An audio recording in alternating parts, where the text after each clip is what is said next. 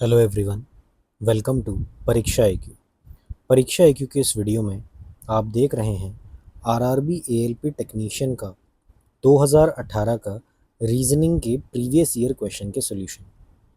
Now इसमें reasoning के जो भी 9 अगस्त 2018 से लेकर 17 अगस्त 2018 के पेपर्स हुए हैं, तो उन सभी 15 शिफ्ट्स के रीजनिंग के क्वेश्चंस को रखा गया है। और इनको बनाने का मकसद, इनको करने एक साथ कंपाइल करने का मकसद सिर्फ ये है कि जो भी बच्चा ये देखना चाहता है कि भाई किस तरह के क्वेश्चंस रेलवेज रीजनिंग के पूछ रहा है, तो उसका आइडिया उनको लग पाए। इससे पहले मैं रेलवे के इन सभी शिफ्ट्स के डिफरेंट वीडियोस डाल चुका हूँ, 15 वीडियोस डाल चुका हूँ। तो अगर आपको शिफ्ट्स वाइज देखना है तो उन वीडियोस को देख सकते हैं, और अगर आपको सब्जेक्ट वाइज देखना है तो इन वीडियो को आप रेफ़र कर सकते हैं। आई एम श्योर इसमें आपकी सभी रेलवे के एग्ज़ाम्स की जो भी 2024 में होने वाले हैं, उन सभी में बहुत ज़्यादा हेल्प होगी। और अभी कुछ दिन पहले रेलवेज़ की वैकेंसी एएलपी और टेक्नीशियन दोनों में काफ़ी इंक्रीज़ हुई हैं। तो इस बार आप लोगों के पास बहुत अच्छा मौका है कि आप सिलेक्शन ज़रूर लें। So all the very best to all of you, and do watch this video, and please like and share the video and subscribe to my channel Pariksha AQ, ताकि इन वीडियोस, इस तरह की और भी वीडियोस की अपडेट्स आपको मिलती रहें। नाउ ये वीडियो पार्ट 1 है रीजनिंग का। इसके बाद मैं बाकी की शिफ्ट्स का, बाकी 15 शिफ्ट्स का पार्ट 2 लेकर आऊँगा, तो उसके लिए भी आप तैयार रहें। So now let's start with the video. अब देखो, इस सवाल में बोल रहा है कि एक्स वाई और जेड की एवरेज वेज, डेली वेज क्या है। तो पहला स्टेटमेंट तो ये कह रहा है कि वाई की सैलरी जो है वो एक्स प्लस जेड का हाफ है। तो क्या इससे मैं एवरेज वेज निकाल पाऊंगा? नहीं, बिल्कुल नहीं। सेकेंड स्टेटमेंट में वो बोल रहा है कि एक्स और वाई जो है मिल के 40 रुपये ज़्यादा कमा रहे हैं जेड से, और जेड जो है वो 500 रुपये कमा रहा है। तो जेड अगर 500 रुपये कमा रहा है तो एक्स और वाई कितने कमा रहे हैं? 540। तो इसका एवरेज अब निकाल सकते हो क्या? डेफिनेटली। इन सबको जोड़ दो तो उससे एवरेज निकल जाएगा। इसका मतलब ये हुआ कि स्टेटमेंट 2 जो है अपने आप में वो सफिशियंट है आंसर करने के लिए, लेकिन स्टेटमेंट 1 नहीं है। तो आंसर मेरा आ जाएगा ये। ठीक है। अब देखिए, इस सवाल में पूछ रहा है एक सेलेक्ट द टाइम जो कि करेक्ट मिरर इमेज बताएगा। तो देखो, मिरर इमेज बताने का बेस्ट फार्मूला क्या होता है कि जो भी तुम्हें टाइम दे रखा है, ठीक है, उसको 11:60 से क्या कर दो, माइनस कर दो, या 23:60 से कर दो। तो 24 घंटे की घड़ी होगी तो 23:60 से करेंगे, 12 घंटे की घड़ी में करना है तो 11:60 से करेंगे। तो इसको मैंने 11:60 से अगर माइनस करा तो मेरा ये मिरर इमेज क्या आ जाएगा? ढैया। तो 2:30 बजे, तो ये मेरा मिरर इमेज आ गया। ठीक है, वेरी इजी। अब देखिए, ये अजम्पशन वाला क्वेश्चन है कि due to water crisis in the city the authority had asked all the citizens to reduce their water consumption by 25%। ठीक है, तो many citizens may reduce their water consumption. Yes, क्योंकि रिड्यूस करेंगे तभी तो अथॉरिटी ने बोला है। अथॉरिटी को भी पता है कि उनकी बात मानी जाएगी, तो इट मे रिड्यूस। तो yes, one is implicit. Many activists may protest to this advisory by the authority. तो यार, वो प्रोटेस्ट क्यों करेंगे? वो नहीं प्रोटेस्ट करेंगे भाई, जब ऑलरेडी वाटर शॉर्टेज कम है, वाटर क्राइसिस है। ठीक है, जब वाटर क्राइसिस है तो ऑलरेडी वही क्यों एक्टिविस्ट्स क्यों उस पर वो करेंगे? एक्टिविस्ट नहीं करेंगे। तो ओनली वन वाला। देखो, इस क्वेश्चन में वो बोल रहा है कि इसमें से कौन सी स्टेटमेंट जो है वो ये बता देगी आराम से कि स्वाति जो है वो नमिता से कैसे रिलेटेड है। तो देखो, फर्स्ट स्टेटमेंट में वो बोल रहा है कि स्वाति का हस्बैंड, स्वातिज हस्बैंड, अब ये कोई भी हो, is the only son of Namita's mother. अब नमिता की मम्मी ये होंगी, तो नमिता कहाँ आ रही है? ये आ रही है। तो मैंने क्या कहा कि ये नमिता है, तो नमिता फिर इसकी क्या लगी? स्वाति की सिस्टर इन लॉ। ठीक है, तो स्वाति क्या लगी? उसकी भाभी लगी। तो 1 से तो हम बता सकते हैं, इसका मतलब ये हुआ।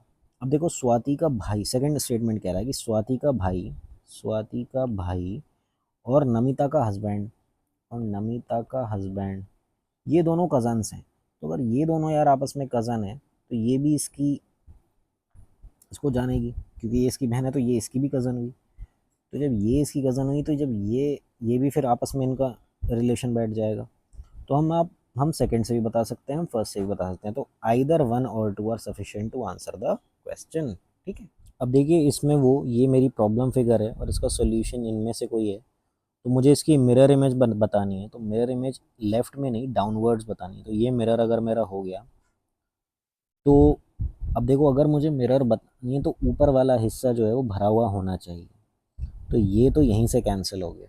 ठीक है, अब ऊपर वाले ये 3 भरे हुए हैं। अब आप देखो इसकी शेप इस तरह से आ रही है, तो ये शेप तो है नहीं, तो ये भी कैंसिल हो गया।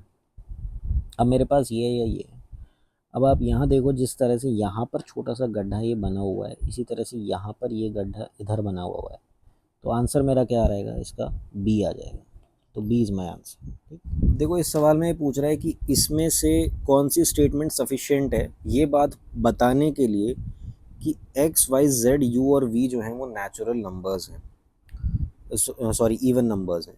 तो एक्स वाई जेड यू और वी अगर मुझे बताने कि इसमें कौन से जो है मेरे इवन नंबर्स हैं, तो उसके लिए जैसे ये फर्स्ट स्टेटमेंट में बोल रहा है कि X Y Z U consecutive number है। तो देखो अगर वो कॉन्जिक्यूटिव नंबर हैं भी तो भी मैं ये नहीं बता सकता भाई यार कौन सा ऑड है कौन सा इवन है। अगर ये मेरा इवन रहता है तो फिर ये ऑड रहेगा, फिर ये इवन होगा। तो उस केस में मेरे एक्स जेड वी इवन हो जाएंगे और बाकी के ऑड।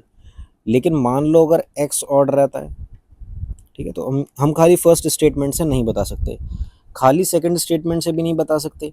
उसमें उसने ये तो बता दिया कि भाई z जो है वो एक ऑड नंबर है, लेकिन बाकी का क्या। तो अब लेकिन अगर मैं फर्स्ट और सेकंड को कंबाइन कर दूँ कि z जो है वो एक अगर ऑड नंबर है, इसका मतलब x भी एक ऑड नंबर है और v भी एक ऑड नंबर है, तो y और u क्या होगा, एक इवन नंबर होगा। तो मतलब मुझे दोनों स्टेटमेंट चाहिए होंगी ये बात बताने के लिए कि इनमें से क्या कौन से इवन नंबर्स हैं।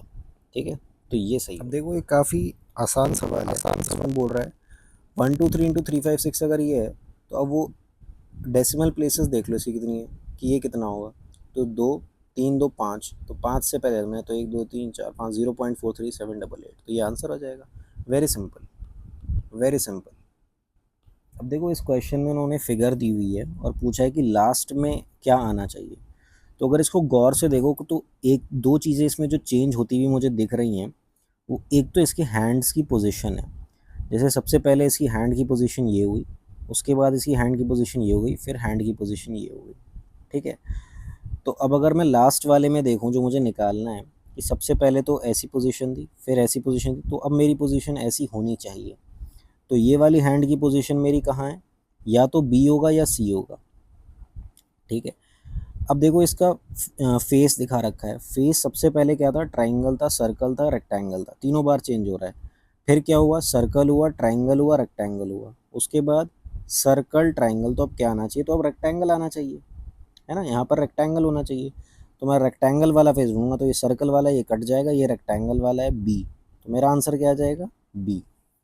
ठीक है, अब देखिए ये भी एक सीरीज़ दी हुई है। तो इसमें वो क्या कर रहा है, जैसे सबसे पहले उसने यहाँ कितने दिए भाई, ये बड़ा वाला बना, तो सबसे पहले ऊपर वाला छोटा हुआ, ठीक है, नीचे वाला उतना ही है। उसके बाद नीचे वाला क्या करा, छोटा करा, ऊपर वाला एज इट इज़ रहा।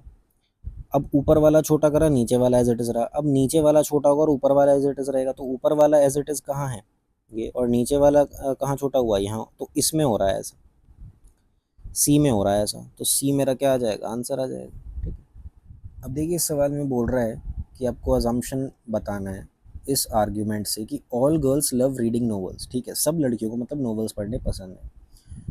तो क्या novels are the only reading materials, तो नहीं, ऐसा तो नहीं है भाई। लड़कियों को नोवेल पढ़ने पसंद है, लेकिन इससे ये बात डिसाइड नहीं हो रही है कि भाई नोवेल्स ही रीडिंग मटेरियल है, और भी रीडिंग मटेरियल हो सकते हैं। अब वो कह रहा है कि no girl loves to read other material, कि मतलब किसी लड़की कोई लड़की कुछ और नहीं पढ़ती है, नहीं। तो इससे ये बात भी नहीं हो रही है, इससे ये तो हो रहा है कि भाई ठीक है सारी लड़कियां नोवेल पढ़ती हैं, पर क्या पता कुछ और भी पढ़ती हैं।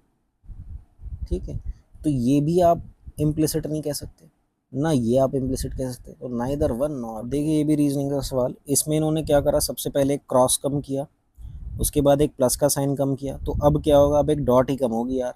तो मेरी फिगर कुछ इस तरह की बन जाएगी, 2 क्रॉस 2 प्लस 2 डॉट। तो ये कहाँ आ रहा है, यहाँ आ रहा है। तो सी मेरा आंसर हो जाएगा। ठीक, अब देखो इस सवाल में अगर मेकिंग का जो है किस तरह लिखा जा रहा है, एम मैं यहाँ लिख रहा हूँ MA, ठीक है, MA, के यहाँ आ रहा है, फिर KI, और फिर N आ रहा है, और फिर G आ रहा है। ठीक है, तो CAPETO क्या आ रहा है, तो यहाँ CAPETO, तो पॉकेट। ठीक है, इसको आप ऐसे भी सोच सकते हो यार, एन के नीचे एन आ रहा है, तो मुझे ऐसा देखना है जिसमें टी के नीचे टी आ रहा हो, तो एटलीस्ट ये दो तो हट ही जाते, है ना, ऐसे भी कर सकते थे, फिर इनमें से डिसाइड करते।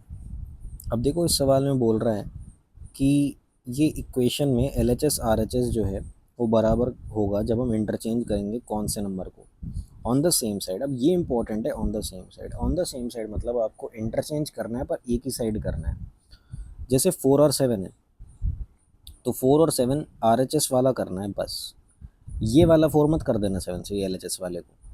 तो 7 इंटू 3 माइनस 10/2 क्या आ जाएगा, 5 प्लस 4, 7 3 ज़ा 21 प्लस 4 25 माइनस 5 20, तो ये 20 आ गया RHS में। अब ये कितना आया,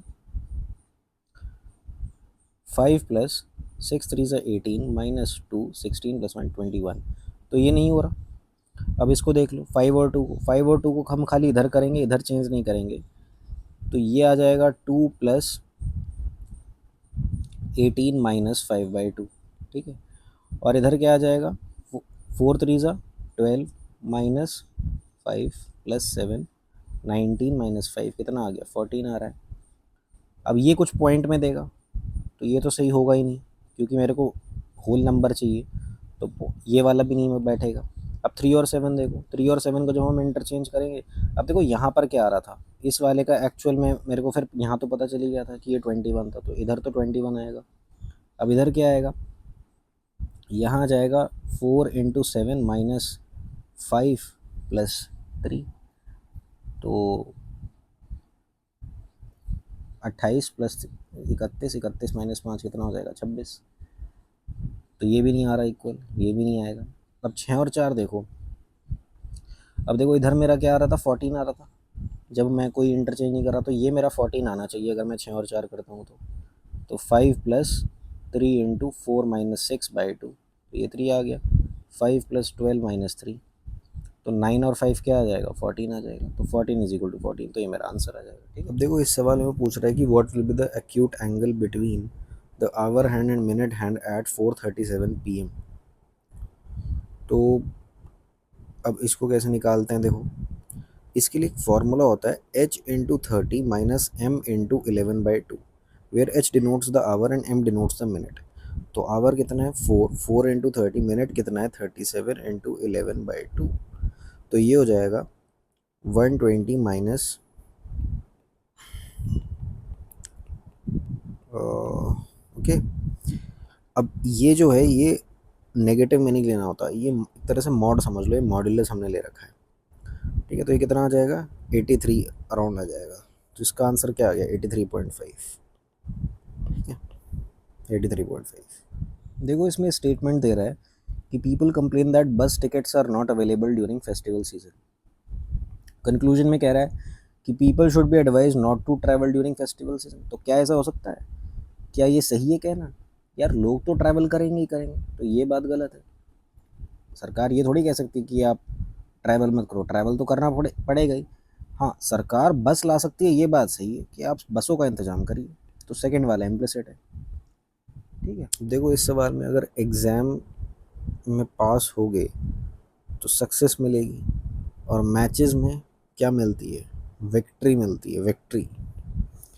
विक्ट्री मतलब फाइनल रिजल्ट पर बात हो रही है ना, तो फाइनल रिजल्ट तो यही दे रहा है। ठीक है, अब इसमें बोल रहा है कि रॉन्ग नंबर बताओ इस सीरीज़ में कौन सा है।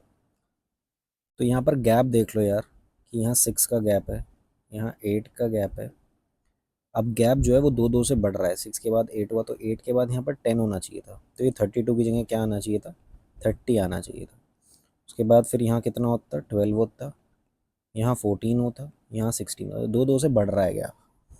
तो यही वाला गलत है 32 वाला। तो 32 की जगह क्या होना चाहिए था, 30 होना चाहिए था। अब ये सवाल देखो, इसमें नंबर ऑफ अल्फ़ाबेट्स जो हैं वो एक एक करके बढ़ते जा रहे हैं। जैसे पहले ए था, फिर 2 हुए बी सी, फिर 3 हुए डी ई एफ, फिर 4 हुए जी एच आई जे, फिर 5 हो जाएंगे। 5 हो जाएंगे के एल एम एन ओ, के एल एम एन ओ। अब आसान सवाल है, इसमें ऑड कैरेक्टर निकालना है। ये सारे तो देखो सिंबल है, ये यूरो का है, ये येन का है, ये डॉलर का है। ए जो है वो सिंपल एक अल्फ़ाबेट है, तो ये कोई करेंसी का सिंबल नहीं है, तो ए इसका आंसर आ जाएगा। अब देखो what is the mean of first 5 triangular numbers. तो अब ट्राइंगुलर नंबर कौन से होते हैं? तो ट्राइंगुलर नंबर जैसे वो होते हैं, जैसे ये हमने फर्स्ट नंबर तो मेरा 1 हो गया। अब मेरा सेकंड नंबर क्या लिखा जाएगा? तो उसमें जो फर्स्ट नंबर होता है वो और दूसरा जिस प्लेस का नंबर है उनको हम ऐड कर देते हैं। जैसे सेकंड प्लेस है तो 2 + 1 कितना हो जाएगा, 3। अब मेरी उससे पहले का नंबर ऐड करेंगे, जैसे थर्ड प्लेस है तो थर्ड प्लेस और उससे पहले का नंबर, ठीक है। फोर्थ प्लेस उससे पहले का नंबर तो 4 + 6। फिफ्थ प्लेस और उससे पहले का नंबर तो 15। तो ये मेरे पहले 5 ट्राइंगुलर नंबर हो गए। अब वो कह रहे हैं इनका मीन बता दे, तो यार ऐड कर लो। 10 20, 20 और 15 कितना हो गया, 35 अपॉन 5 7। तो ये मेरा मीन आ गया 7। अब देखो ये रीजनिंग का सवाल है, इसमें आर्ग्यूमेंट और अजम्पशन के ऊपर बेस्ड है। आर्ग्यूमेंट ये है कि एक्स एडवाइस कर रहा है वाई को कि ही और शी, इफ ही और she wants to study management, he और शी शुड ज्वाइन आईआईएम। मतलब वाई को एडवाइस कर रहा है ना कि उसको आईआईएम ज्वाइन करना चाहिए। अजम्पशन देखो, IIM provides good management education. तो यस वो ज्वाइन करने के लिए इसीलिए बोल रहा है कि भाई अगर आपको मैनेजमेंट करना है तो आईआईएम ज्वाइन करो। तो नेचुरली आईआईएम अच्छा होगा, इसीलिए बोल रहा है वो ज्वाइन करने को। तो पहला अजम्पशन मेरे को ठीक लगा। अब X listens to advice given by Y. Now ये मेरे को गलत लग रहा है, क्योंकि इसमें अब थोड़ी लैंग्वेज प्रॉब्लम है। अगर ये होता Y listens to advice given by X तो ये होता, क्योंकि इसमें एक्स एडवाइस कर रहा है वाई को, ना कि उल्टा है कि वाई एडवाइस कर रहा है एक्स को। तो X listens to the advice नहीं होगा, इसमें होगा Y listens to the advice given by X. तब ये ठीक रहता कि वो वाई जो है वो तभी तो एडवाइस कर रहा है क्योंकि वो सुनता है। तो इसमें ये तो मुझे नहीं लगता आएगा। इसमें आएगा सिर्फ 1 इम्प्लिसिट है, सिर्फ 1 इम्प्लिसिट है, ठीक है। अब देखो इस सवाल में पूछ रहा है कि which of the following natural numbers out of A B C D and E are odd numbers. पहली स्टेटमेंट में कह रहा है कि A B C D E are natural numbers. तो ठीक है, नेचुरल नंबर्स हैं, बट हम ये नहीं बता सकते इससे कि कौन से ऑड हैं, ठीक है, इनमें से कौन से ऑड है। अब कह रहा है बी एक प्राइम नंबर है। तो देखो बी अगर एक प्राइम नंबर भी है तो भी हम ये नहीं बता सकते, क्योंकि देखो 2 एक इवन नंबर है और एक प्राइम नंबर है, और 2 के अलावा 3 हो गया, 5 हो गया, 7 हो गया, ये ऑड नंबर हैं और प्राइम नंबर है। तो हम खाली इससे भी नहीं बता सकते कि कौन से ऑड नंबर हैं। तो ना तो हम स्टेटमेंट 1 से बता सकते ना स्टेटमेंट 2 से बता सकते। तो neither 1 nor 2 is sufficient to answer the question, ठीक है। देखो इस सवाल में बोल रहा है कि कौन सा ऐसा 8 है जिसके लेफ्ट में तो ऐसा नंबर है जो कि नॉट डिविजिबल हो, ठीक है, not divisible by the number two it's left but divisible by it's number two it's right. मतलब यहाँ पर जो हो उससे डिविजिबल हो। तो ये वाला देखो 588, भाई 8 जो है वो 5 से तो डिविजिबल है नहीं, बट इस 8 से कम्प्लीटली डिविजिबल है, ठीक है। तो इसके अलावा बाकी जो हैं 8 वो इस कंडीशन को फुलफिल नहीं कर रहे हैं, तो आंसर 1 हो जाएगा। अब देखो इस सवाल में क्या बोल रहा है कि एक आदमी जो है 10 किलोमीटर ईस्ट की तरफ चला, उसके बाद वो राइट टर्न करा, उसके बाद वो 8 चला, उसके बाद उसने लेफ़्ट लिया, ठीक है, उसके बाद वो 6 किलोमीटर चला। तो वो अपने with respect to starting position ये है, तो वो किस डायरेक्शन में, तो वो इस डायरेक्शन में। तो इसको क्या बोलोगे, साउथ ईस्ट, ठीक है, साउथ ईस्ट मेरा आंसर हो जाएगा। अब देखो इसमें सवाल पूछ रहा है कि ये बताओ कि कितने टाइम जो है जेड को वेट करना पड़ेगा, और उसने कह दिया कि ट्रेन जो है वो पंक्चुअल है, मतलब वो लेट नहीं होगी। अब वो कह रहा है कि ट्रेन ये जो है पहुंच गया 10 बजे। हमने कहा ठीक है, लेकिन ये तो बताओ ट्रेन कब की है। वो कह रहा है 11 बजे की ट्रेन है। तो मतलब हमें पता चल गया कि अगर वो 10 बजे पहुंच रहा है और 11 बजे की ट्रेन है तो उसको 1 घंटा वेट करना पड़ेगा। तो मतलब ये और ये दोनों इन्फॉर्मेशन मुझे चाहिए इस सवाल का जवाब बताने के लिए कि वो कितना वेट करेगा। तो 1 and 2 बोथ आर सफिशिएंट, तो ये सही आंसर हो जाएगा। अब देखो इस सवाल में जैसे ये प्रॉब्लम है, जैसे ये प्लस साइन बन रहा है तो फाइनल फिगर में प्लस के चारों ओर सर्कल बन रहे हैं। देन ये एक स्क्वायर बन रहा है तो इस स्क्वायर के चारों ओर सर्कल बना रहा है, और थर्ड में इस तरह का ये बन रहा है तो थर्ड में इसके भी चारों ओर वही बनने चाहिए, तो 1 2 3 4 ये उत्तर होना चाहिए। तो हमारा बी तो है, यही तो है उत्तर। अब देखो इस वाले में पहले ए था, उसके बाद ये ऐसे हो गया कि ये रिवर्स हो गया, तो ऐसे ही ये वाला हो रहा है तो इसका रिवर्स क्या होगा, ये वाला होगा, ठीक है। और ये नीचे की तरफ चला जाएगा, ठीक है। और बाकी दो तो ये 2 ही आएगा इसका आंसर 2 आएगा। Some actor are businessman and all businessman are intelligent. तो सम एक्टर आर इंटेलिजेंट एक तो ये हो सकता है, ऑल एक्टर आर इंटेलिजेंट नहीं, ये नहीं हो सकता। ऑल बिजनेसमैन आर एक्टर, देखो मैंने ये कहा था कि सम एक्टर आर बिजनेसमैन है, तो क्या ये भी होगा, नहीं ये नहीं होगा। तो neither one nor two follow होगा इसका, नाइदर। देखो इसमें बोल रहा है कि मेरे को कितनी स्ट्रेट लाइंस चाहिए इस फिगर को कंस्ट्रक्ट करने के लिए, तो आप इसमें भी देख सकते हो 1 straight line, 2 straight line, 3 straight line, 4 5, ठीक है, 6 7 8 9 10 11, so you need 11 straight lines, तो 11 मेरा आंसर आएगा। अब देखो जैसे इस सवाल में बोल रहा है कि square is related to line in the same way cube is related to what. तो देखो स्क्वायर बन किन चीज से रहा है, लाइन से ही तो बन रहा है, ठीक है। अब स्क्वायर क्या है, वो एक 2D फिगर है, ठीक है, तो लाइन ने एक 2D फिगर बना दी। लेकिन क्यूब क्या है, क्यूब एक 3D फिगर है, तो 3D फिगर किससे बनेगी, 2D फिगर से। जब आप स्क्वायर्स को ज्वाइन करते हो तभी तो क्यूब बनाते हो। ये एक क्यूब, ये स्क्वायर ज्वाइन हो रहा है, तो अब ये मेरा क्यूब बन रहा है, ठीक है। तो मैंने स्क्वायर ही तो ज्वाइन करे हैं, ठीक है, तो स्क्वायर को ज्वाइन करके ही मेरा क्यूब बनेगा। अब देखो ये आर्ग्यूमेंट अजम्पशन वाला क्वेश्चन है, इसमें बोल रहा है टुडे इज संडे आर्ग्यूमेंट में। तो अजम्पशन में एक तो वो बोल रहा है टुमारो इज मंडे, तो क्या ये अजम्पशन ठीक है, हाँ बिल्कुल ठीक है। अब दूसरा अजम्पशन वो बोल रहा है टुडे इज अ हॉलीडे, तो यार ये अजम्पशन ठीक नहीं है, क्यों, क्योंकि ज़रूरी नहीं है कि अगर संडे है तो यार हॉलीडे होगा ही होगा, हो सकता है सब कई लोगों का संडे को भी काम पड़ जाता है। तो ये अज्यूम कर लेना कि ये हॉलीडे है तो ये सही नहीं है, तो आंसर होगा सिर्फ अजम्पशन 1 फॉलो होगा। देखिए इस सवाल में बोल रहा है कि some angels are gods, all living being are god. अगर all living being are god है तो some god are living being है, ठीक है। तो some angel are living being, क्या ये हो सकता है, पक्का नहीं है। Some living being are angel, ये हो सकता है, ये भी पक्का नहीं है, मतलब कंफर्म नहीं होगा, कंफर्म नहीं होगा। अगर कंफर्म नहीं होगा तो neither A nor do follow होगा। अब देखो ये क्वेश्चन है, इसमें बोल रहा है कि Dhoni is a good batsman, ठीक है, और कह रहा है कि बैट्समैन जो है वो स्मार्ट होते हैं, तो क्या सारे स्मार्ट पीपल जो होंगे वो बैट्समैन होंगे, ऑल बैट्समैन आर स्मार्ट, लेकिन ये कोई ज़रूरी बात नहीं है। देखो ये बात तो सही है कि बैट्समैन स्मार्ट है, लेकिन सब स्मार्ट लोग बैट्समैन होंगे ये बात सही नहीं है। और धोनी इज स्मार्ट, तो धोनी इज गुड बैट्समैन, और बैट्समैन स्मार्ट है तो धोनी स्मार्ट होगा, तो ये बात सही हो सकती है। तो इसलिए कंक्लूजन 2 जो है ये फॉलो होगा। अब देखो इस सवाल में ऑड वन आउट निकालना है, तो ये हमारा ऑड वन आउट निकल रहा है। देखो कैसे, इसमें हर एक ग्रुप की जो अपने आप में रेशो है वो कौन सी बैठ रही है, 1 रेशो 2 7 14 2 8 16 178 178 178, लेकिन इसकी बैठ रही है 17 और यहाँ 8 नहीं है। अगर 8 होना होता तो यहाँ 40 होता, 8 अगर तब होता अगर यहाँ पे 40 होता। तो ये ऑड वन आउट है। ये देखो यार इसकी अगर मिरर इमेज बतानी है तो सबसे पहले तो एक काम ये होना चाहिए कि तुम्हारा गोला यहाँ पर होगा। अब गोला यहाँ पर किसमें, इसमें नहीं है, ठीक है, इसमें नहीं है, और इसमें ऊपर की तरफ है तो सी में ही है, तो सी इसका आंसर होगा। अब देखो वो बोल रहा है what are transition elements. Transition elements क्या होते हैं, तो देखो ट्रांजिशन एलिमेंट्स होते हैं जिनके आउटर मोस्ट 2 शेल्स जो होते हैं वो इनकम्प्लीट होते हैं, ठीक है। और बेसिकली ये कहाँ लाई करते हैं, पीरियोडिक टेबल में डी ब्लॉक में, डी ब्लॉक में। Now if you look at the periodic table, तो ये वाला जो ब्लॉक है डी ब्लॉक, ये ट्रांजिशन एलिमेंट्स को ही कंप्राइज करता है, ठीक है।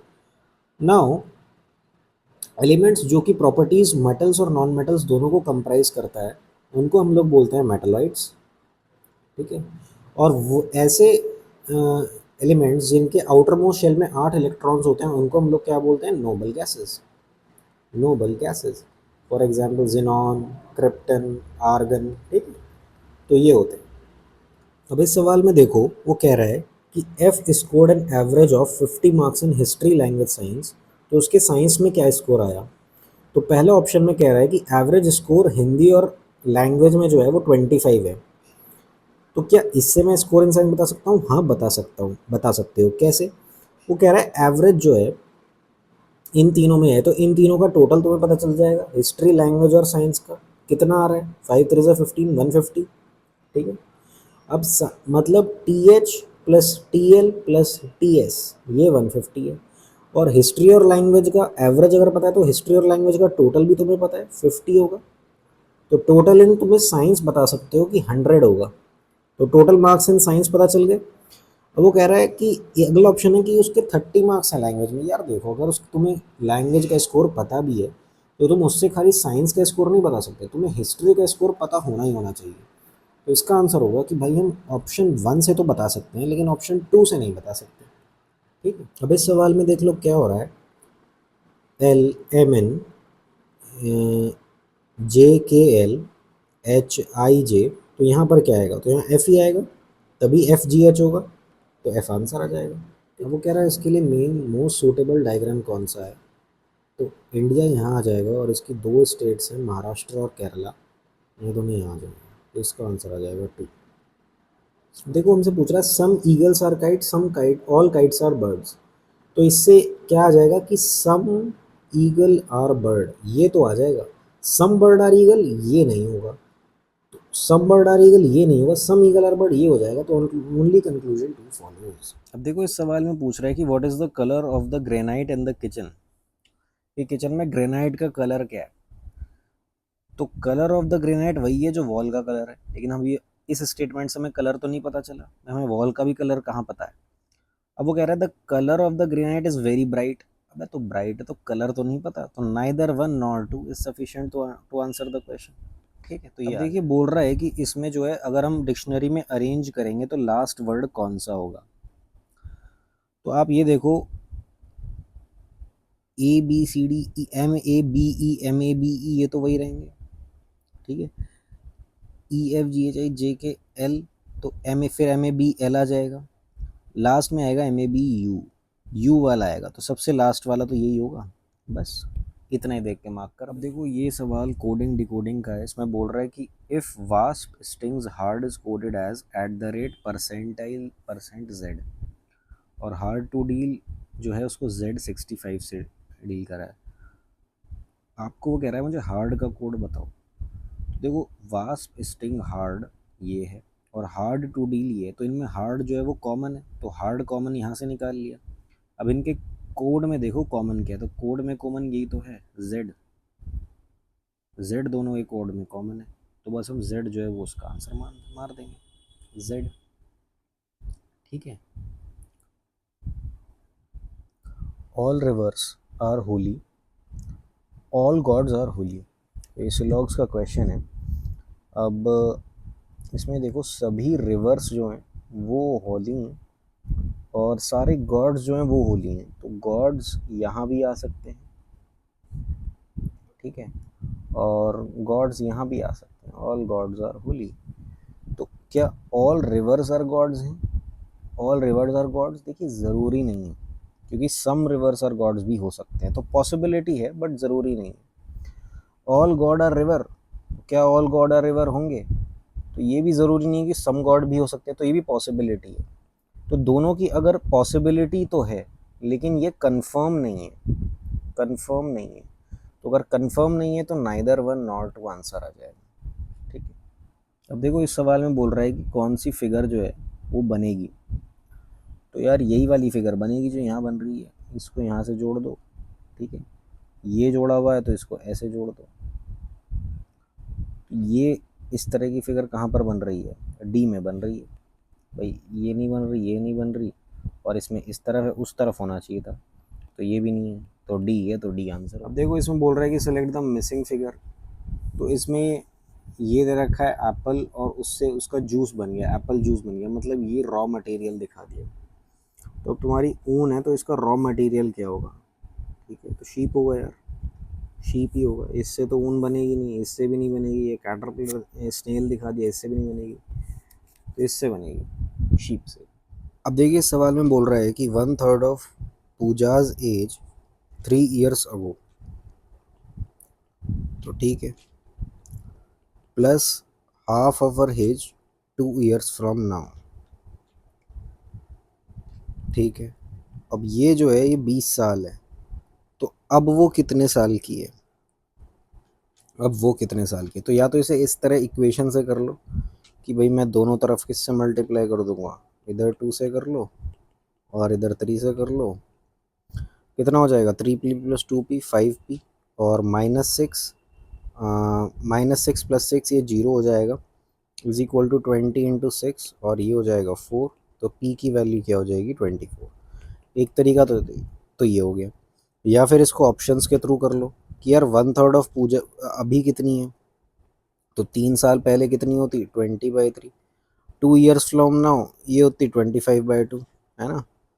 तो ऐसे सॉल्व करो, या तो कि 26 का कितना 3 साल पहले ले लिया कि 23/3 प्लस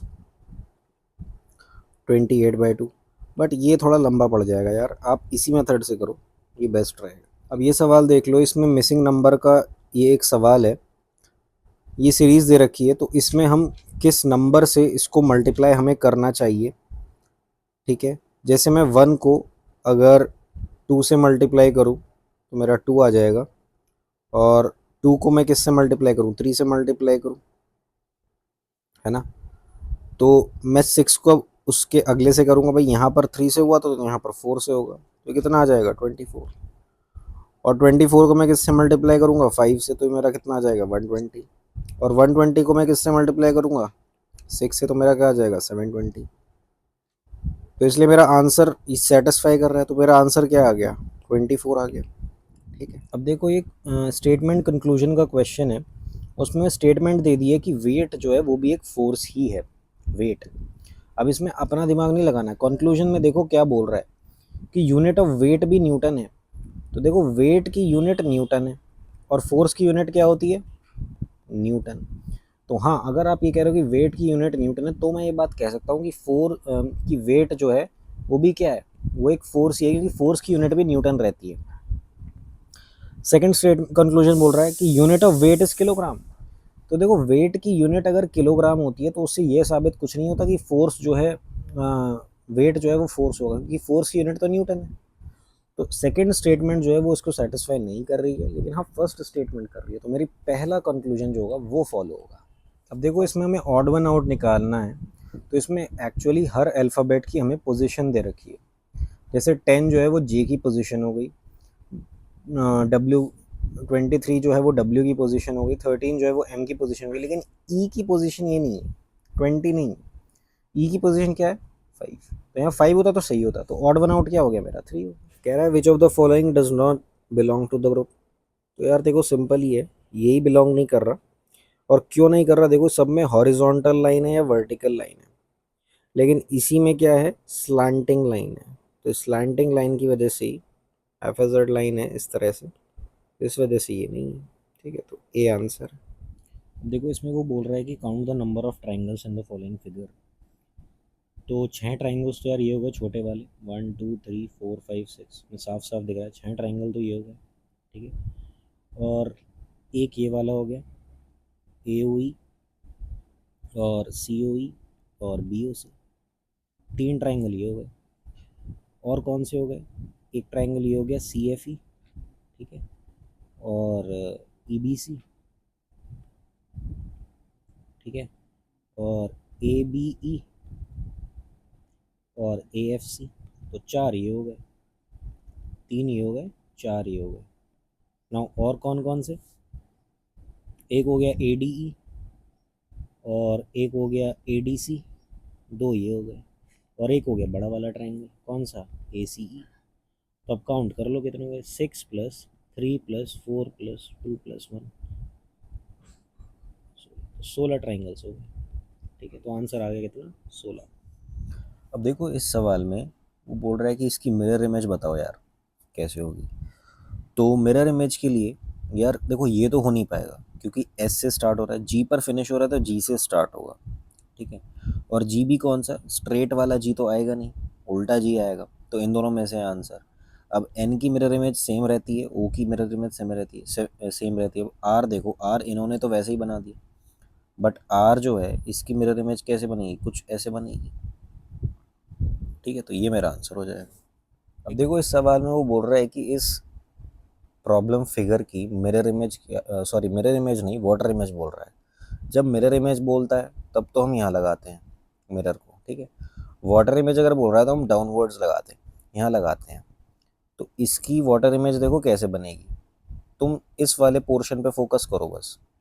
तो इस पोर्शन पे अगर मैं फोकस करूँगा तो यहाँ मुझे ऐसे रिंग्स इसने दिखा रखे हैं, तो मेरे जो आंसर बनेगा, यहाँ मेरा मिरर है, तो जो मेरा आंसर बनेगा उसमें ये इस तरह से होना चाहिए, ठीक है। फेस आमने सामने रहना चाहिए। तो यहाँ पर तो ब्लैक वाला पोर्शन है, ये नहीं हो पाएगा। यहाँ पर ये इधर है, ये नहीं हो पाएगा। यहाँ पर इधर कर दिया, यहाँ यहीं पर इस तरह का रखा है आमने सामने, तो यही होगा। तो आंसर मेरा क्या आ जाएगा, डी। अब देखिए क्या है कि ग्रीन को जो है अगर ITGGP लिखा जाता है तो पिंक को कैसे लिखा जाता है। तो देखो इसमें एच का डिफरेंस है, 1 का गैप है, इसमें भी 1 का गैप है, इसमें भी 1 का गैप है। तो अब एक एक का गैप इसमें लगा लो, RK,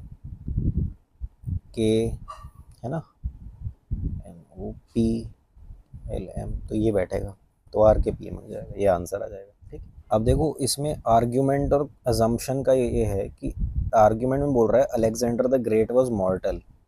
मॉर्टल का मतलब होता है कि जिसका नाश नहीं हो सकता, जो नश्वर है, नश्वर था।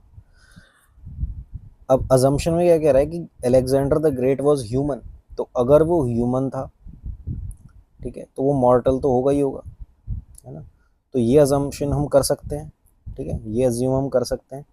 Alexander the great is a Greek, तो Alexander the great is a Greek, तो ग्रीक होना ये हम अज्यूम नहीं कर सकते यार, ग्रीक होने से कोई मॉर्टल होने का कोई लेना देना तो है नहीं, ठीक है।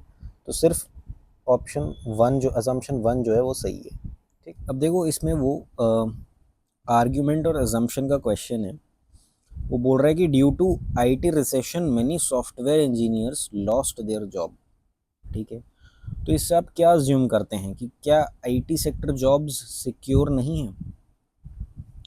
तो यार इससे हम ये अज्यूम नहीं कर सकते कि IT सेक्टर जॉब्स जो हैं वो सिक्योर नहीं है, ठीक है, क्योंकि इसमें ड्यू टू रिसेशन लिखा हुआ है ना, ठीक है। रिसेशन में तो जॉब्स जाएंगी ही जाएंगी, तो अगर वैसा कोई वो नहीं होता रीज़न, ऐसी ही जॉब चली जाती तो हम मान भी लेते, लेकिन ड्यू टू IT रिसेशन है, ठीक है, तो IT sector jobs not secure, ये बात गलत होगी कहीं नहीं। अब अगर IT sector companies lay off software engineers quite often, तो यार क्वाइट ऑफन की बात कहाँ से आ गई।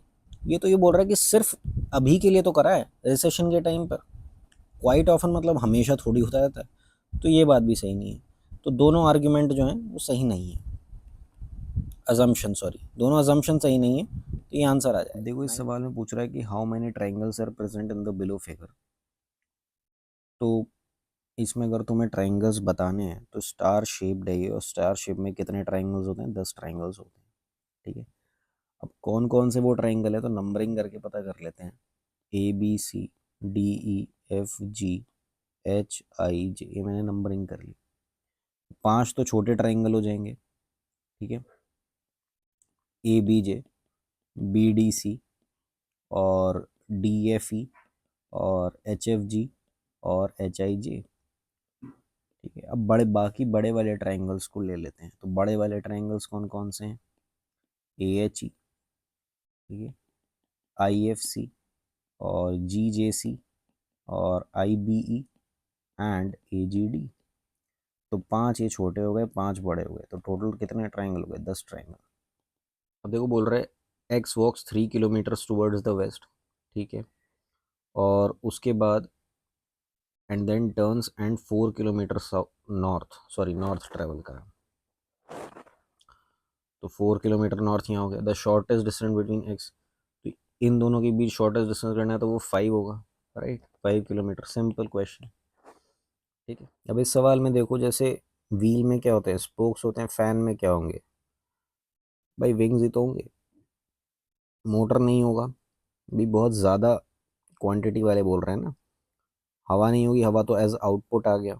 और राउंड नहीं होगा, राउंड उसकी शेप दर्शा रहा है, ठीक है, मोटर या विंग्स होता। अब मोटर तो सिंगल एंटिटी है, ठीक है, जो उसके अंदर है।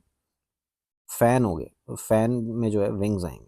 अभी एक नंबर सीरीज है, तो इसमें कौन सा नंबर जो है उसको कंप्लीट करेगा। तो इसमें कुछ नहीं करेगा, क्यूब दे रखा है, 0 cube cube, 1 cube cube 1, 2 cube 8, 3 cube 4 cube क्या हो जाएगा 64। 64 select the number that does not belong to the following group. तो इसमें से कौन सा नंबर उस ग्रुप को फॉलो नहीं करता है। देखो 77 ही नहीं करता है, क्योंकि बाकी सारे के सारे क्या हैं, प्राइम नंबर्स हैं।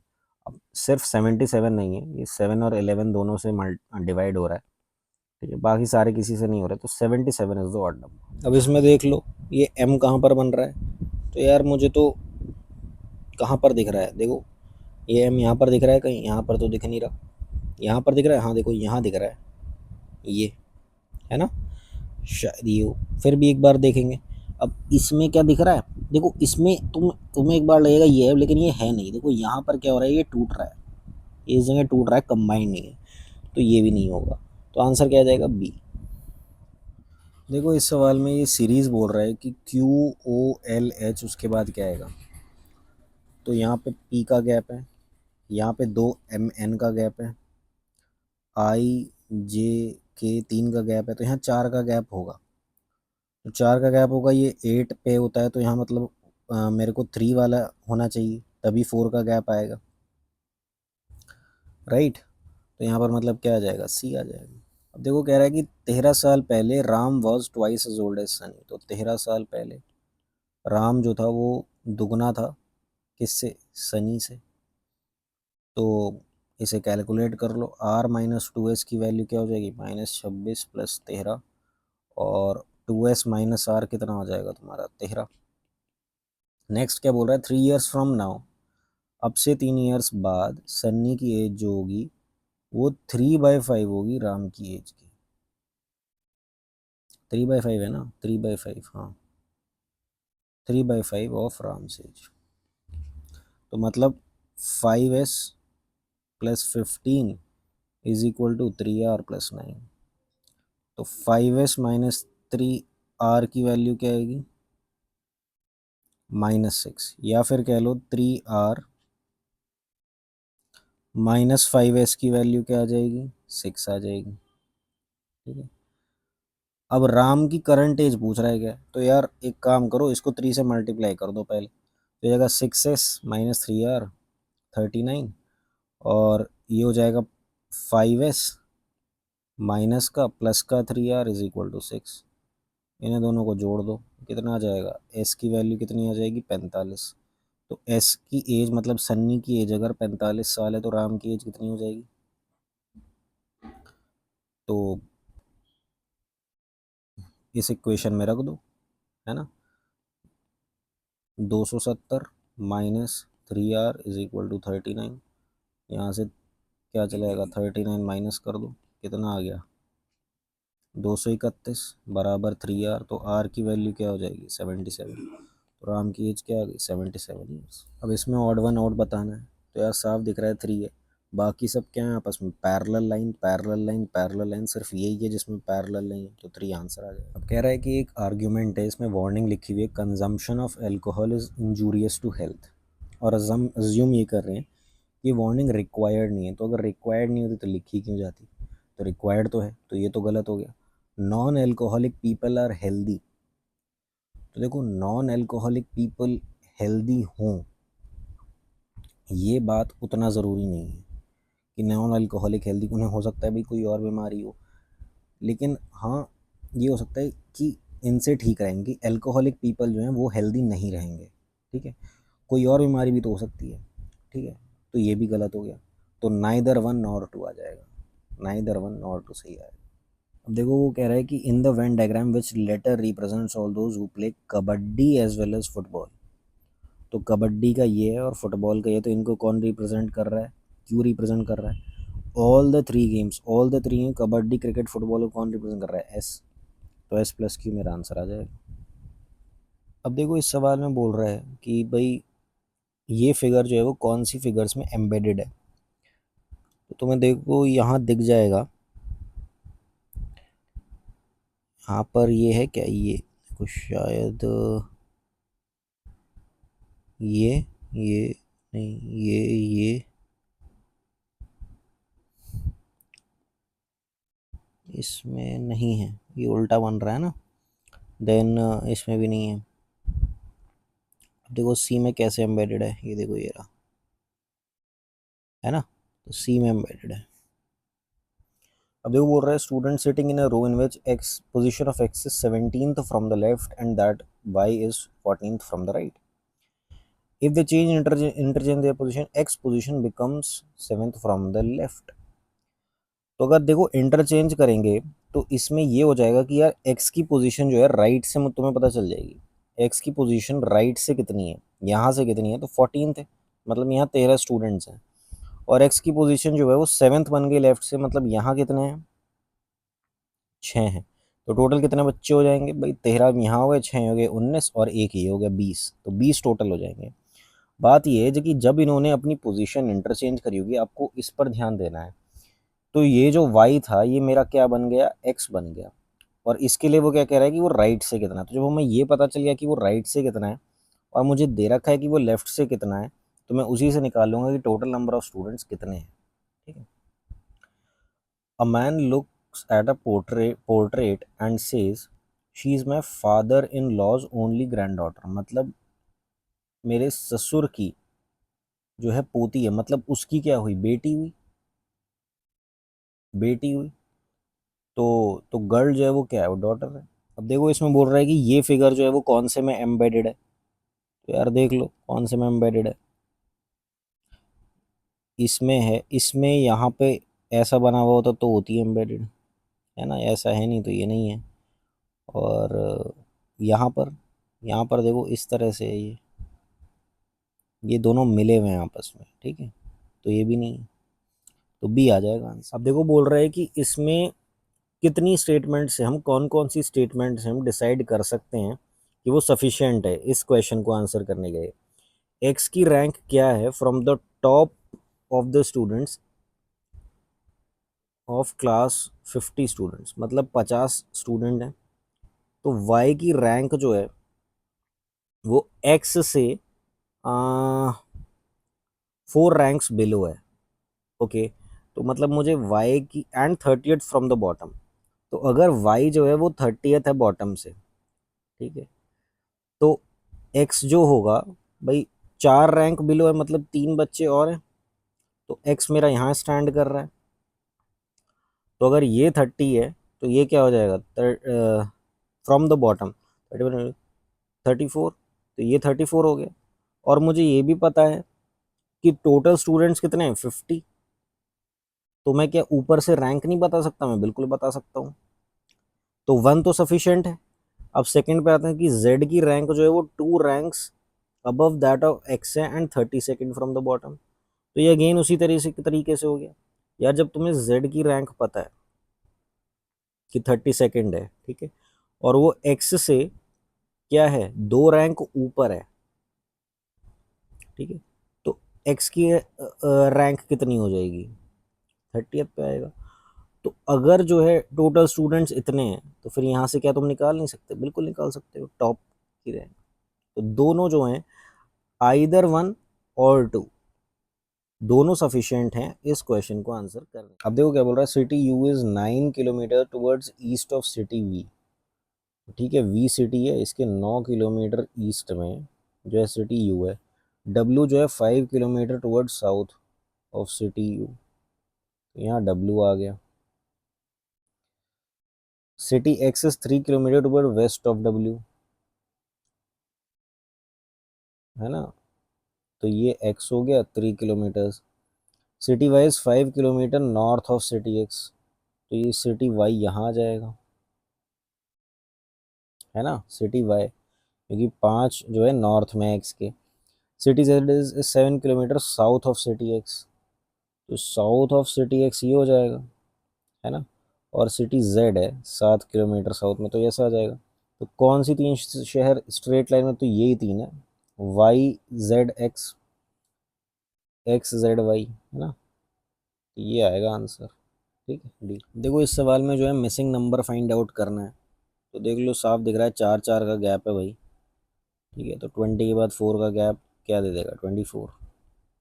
24 देखो ये बोल रहा है कि most lawyers are female, some female. जो मोस्ट वाला अगर आ जाए ना तो इसको सम में कन्वर्ट कर लेते हैं, तो इसको हम लिखेंगे सम लॉयर आर फीमेल, और यहाँ आ गया सम फीमेल आर मदर।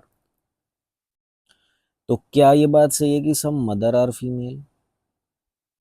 हाँ, जब सम फीमेल आर मदर है तो सम मदर आर फीमेल भी हो जाएगा।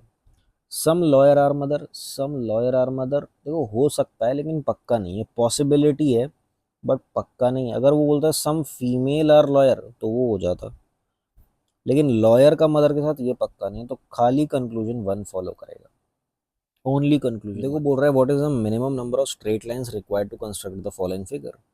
तो काउंट कर लो यार, 1 2 3 4 5 6 7 8 9, है ना, 10 11 12 13, तो बन गई ये फिगर। ठीक है, 13 बनते ये फिगर बन गई, तो 13 जो है स्ट्रेट लाइंस चाहिए। अब देखो बोल रहा है use of cell phone is strictly prohibited on college premises. Assumption में कह रहा है कि अगर कोई स्टूडेंट फ़ोन के साथ पाया गया कॉलेज में तो स्ट्रिक्टली पनिश किया जाएगा। यार पनिशमेंट की बात एक्चुअली यहाँ पर कहीं लिखी नहीं है, तो हम ये नहीं कह सकते इसको पनिश किया जाएगा, लेकिन हाँ no student is allowed on, ये बात सही है। तो खाली दूसरी बात सही है। अब देखो ना, ये बात इससे बिल्कुल मेल खा रही है, लेकिन ये पनिशमेंट वाली बात मेल नहीं खा रही, पनिशमेंट का तो जिक्र ही नहीं किया कुछ। अब देखो वो बोल रहा है कि इसको सॉल्व करना है, तो इसको सॉल्व करने के लिए सबसे पहले हम इस ब्रैकेट को सॉल्व कर लेंगे, और ब्रैकेट में भी सबसे पहले किसको सॉल्व करेंगे, इस डिवीजन वाले को। तो 12/3 क्या दे देगा, ये 4 दे देगा, और फिर मल्टीप्लाई सॉल्व करेंगे तो 4 8 क्या हो जाएगा 32, और 32 के बाद 20 माइनस 32 क्या दे देगा मेरे को -12, फिर क्या आ जाएगा 24 डिवाइड बाई क्या -12, तो क्या दे देगा -2। मेरा आंसर क्या आ जाएगा -2। अब इस सवाल में देखो वो इसकी मिरर इमेज बताने को कह रहा है, तो मिरर इमेज के लिए अगर मैं इस डॉट पे फोकस करूं तो ये मेरी डॉट मिरर के पास है, तो यहाँ पर भी मेरी डॉट यहाँ होनी चाहिए। तो अगर मैं ऑप्शंस में देखूं तो किसी भी ऑप्शन में, इस ऑप्शन में तो जो है देखो डॉट अलग ही लगी हुई है बिल्कुल नीचे, इस पे भी नीचे है तो डॉट ऊपर होनी चाहिए, और लीफ जो है वो डॉट के राइट हैंड साइड में होनी चाहिए, तो वो सिर्फ यहाँ पर है, यहाँ पर लेफ्ट हैंड साइड में है तो ये भी नहीं होगा, तो यहाँ पर है सिर्फ, तो यही मेरा क्या आ जाएगा, आंसर आ जाएगा। अब देखो इस सवाल में वो बोल रहा है कि अगर 19 इंटू 23 437 है तो 190 इंटू 0.023 क्या आ जाएगा। देखो 437 में तो आएगा, बट इसमें डेसिमल प्लेस देखना है, तो एक तो उसने ज़ीरो बढ़ा दी और उसने 3 प्लेसेस डेसिमल कर दी, इसका मतलब मेरा जो रिजल्टेंट आएगा वो 2 प्लेसेस डेसिमल पे होगा। क्यों होगा 2 प्लेस में, क्योंकि एक ज़ीरो भी तो बढ़ा ही है। अगर ज़ीरो ना बढ़ा तो 3 प्लेसेस डेसिमल होता, एक ज़ीरो बढ़ा दी और 3 डेसिमल प्लेसेस, तो नेट क्या रहेगा 2 डेसिमल प्लेसेस होगा। तो 2 डेसिमल प्लेसेस कौन दे रहा है, यही दे रहा है, तो 4.37 मेरा आंसर आ जाए। अब इस सवाल में देखो वो तुम्हें कह रहा है कि 11 जनवरी 2018 को अगर थर्सडे था तो 11 जून 2019 को क्या होगा। तो अगर तुम ये निकाल लो पहले कि 11 जनवरी 2019 को क्या रहा होगा, उसके बाद फिर हम नंबर ऑफ डेज काउंट करके निकाल सकते हैं कि 11 जून 2019 को क्या होगा। देखो अगर 11 जनवरी 2018 को थर्सडे था ना, तो 11 जनवरी 2019 को +1 ऑड डे होगा, मतलब फ्राइडे होगा, तो अब हम क्या करेंगे, अब हम नंबर ऑफ डेज कैलकुलेट करेंगे यहाँ से लेकर यहाँ तक के, तो कितने हो गए भाई, 12 से एक तो 31 तक हो गया, कितने दिन हो गए 20 दिन ये हो गए। ठीक है, फिर कितने का हो गया, फिर महीना कितने का होगा, फरवरी का 28 का महीना होगा क्योंकि लीप ईयर तो है नहीं। फिर 31 का होगा जनवरी फरवरी मार्च, अप्रैल में कितना होगा 30 दिन, जनवरी मार्च अप्रैल, मई में 31, और जून में कितना होगा भाई 11 दिन जून के। तो अब इसे निकाल लो, ये कितना आ रहा है 11 4 5 6 7 8 9 10 11 12 14 15, 151 आ रहे हैं, तो 151 डेज आ रहे हैं, तो इसको कर लो 7 से डिवाइड, वो फिर तुम्हारे नंबर ऑफ ऑड डेज बता देंगे, 7 2 14, 7 1 7, तो कितना रिमाइंडर बचा 4 डेज। इसका मतलब ये जो 4 है ये तुम्हारे क्या है, ऑड डेज है। ठीक है, तो फ्राइडे के बाद मैं 4 डेज देखूंगा, फ्राइडे, अब सैटरडे संडे मंडे और ये जो फोर्थ डे ट्यूसडे, यही तुम्हारा क्या होगा, 11 जून 2019 वाला डे होगा। तो 11 जून 2019 को क्या पड़ रहा होगा, ट्यूसडे पड़ रहा होगा, और वही तुम्हारा क्या होगा, आंसर होगा। अब देखो इस सवाल में हमें यहाँ पे फिगर बतानी है कौन सी आएगी। तो पहले देखो इसमें जो था, ये बनाया गया था सर्कल के अंदर, हमने ये साइन बनाया क्रॉस, और इसी को फिर ऐसे कर दिया। तो अब हमारा ये ऐसे है, तो हम इसे किस फॉर्म में करेंगे, प्लस फॉर्म में करेंगे। तो एक तो मेरा अंदर की तरफ प्लस फॉर्म बनना चाहिए, तो वो यहाँ नहीं बन रहा, यहाँ नहीं बन रहा, इन दो जगह बन रहा है 2 और 3 में। लेकिन अब देखो ये पूरा का पूरा इसको कवर नहीं कर रहा, यहाँ तक कवर नहीं करेगा, ये सिर्फ बाहर बाहर तक का कवर करेगा, राइट, है ना, मतलब अंदर अंदर रहेगा, ये अंदर अंदर रहेगा, बाहर नहीं जाएगा, तो अंदर अंदर सिर्फ इसमें ही है, तो क्या आ जाएगा 3। अब देखो इसमें बोल रहा है कि ट्रांसपोर्ट अगर गुड्स से रिलेटेड है, गुड्स कोई ट्रांसपोर्ट करते हैं, तो बैंक्स से क्या होता है, तो यार गुड्स जो होते हैं उनको ट्रांसपोर्ट करते हैं, तो बैंक जो होगा वो किससे रिलेटेड होगा, मनी से रिलेटेड होगा। देखो रुपीज़ हो गया, डॉलर हो गया, तो करेंसी हो गया ना, लेकिन कॉमन क्या है इन सब में कि ये सब पैसा है, मनी है, तो मनी आंसर आ जाएगा। अब देखो ये फिगर का क्वेश्चन है, इसमें क्या बोल रहा है कि एरो की डायरेक्शन ये थी, ठीक है, उसके बाद इसी का रिवर्स हो गया, जो यहाँ था वो यहाँ आ गया, और जो यहाँ था वो यहाँ आ गया। अब यार इसमें ही देखो कि इसने तुम्हारी ये दे रखी है, इस तरह से घुमा रखा है इसे, तो तुम्हारा क्या आंसर आना चाहिए। तो जब तुम्हें जो यहाँ है वो यहाँ कर दो, जो यहाँ है वो यहाँ कर दो, तो इसका मतलब ये हुआ जो तुम्हारा डाउनवर्ड वाला है वो आएगा, तो डाउनवर्ड वाला कहाँ है, इसमें ही है 2 में। अब देखो बोल रहा है कि अगर 2018 को जो है 1 जनवरी को मंडे था, तो विच of the following year will, मतलब इनमें से अब कौन सा साल जो है उसका पहला दिन वो भी मंडे का होगा। तो इसमें हम लोग ऑड डेज काउंट कर लेते हैं कि 7 ऑड डेज होने के बाद जो होगा वही मंडे होगा। तो पहले 7 ऑड डे हम लोग निकाल लेते हैं, तो 2018 का एक ऑड डे दे देगा, ठीक है, 2019 का जो है वो हमें एक ऑड डे दे देगा, 2020 का जो है क्योंकि ये लीप ईयर है तो हमारे 2 ऑड डे आएंगे, ठीक है, 2021 का जो है वो एक ऑड डे दे देगा, 2022 का क्या कर देगा, अगेन एक ऑड डे दे देगा। तो कितना हो गया, 1 2 3 4 5 6, 2023 में फिर हमें एक ऑड डे मिल जाएगा, तो इट विल बी 2024, 2000, मतलब क्योंकि 7 कंप्लीट हो गए, तो 2024 में जो है फिर दोबारा से रिपीट होकर के मंडे आएगा, ठीक है। तो 7 दिन के बाद जो 8वां दिन होता है वो वही डे होता है, रिपीट होता है, तो ये जो होगा ये मंडे आएगा, ये आंसर होगा। अब देखो ये ट्रांसपेरेंट शीट है, तो अगर इसको तुम फोल्ड करोगे तो कैसे होगा, यार इसके अबाउट अगर इसको फोल्ड करोगे तो ऑब्वियसली देखो हमें क्या दिख रहा है कि एक ही ऊपर हो रहा है, तो एक ही नीचे आ जाएगा, एक ही ऊपर हो रहा है एक ही नीचे, तो ये इस तरह की कुछ फिगर बनेगी, ये यहाँ पर रहेगा ही, तो ये नहीं, ये नहीं, ये नहीं, ये आंसर आ जाएगा। अब देखो बोल रहा है कि वेन डायग्राम के अनुसार total number of students who play cricket as well as football, तो ये लोग क्रिकेट खेल रहे हैं, ये लोग फुटबॉल खेल रहे हैं, तो क्रिकेट और फुटबॉल दोनों को ये खेल रहे हैं वी, तो एक तो वी आ जाएगा, खाली एस नहीं आएगा, एस प्लस क्यू नहीं आएगा, वी तो मेरा आना चाहिए, तो या तो ये या ये है।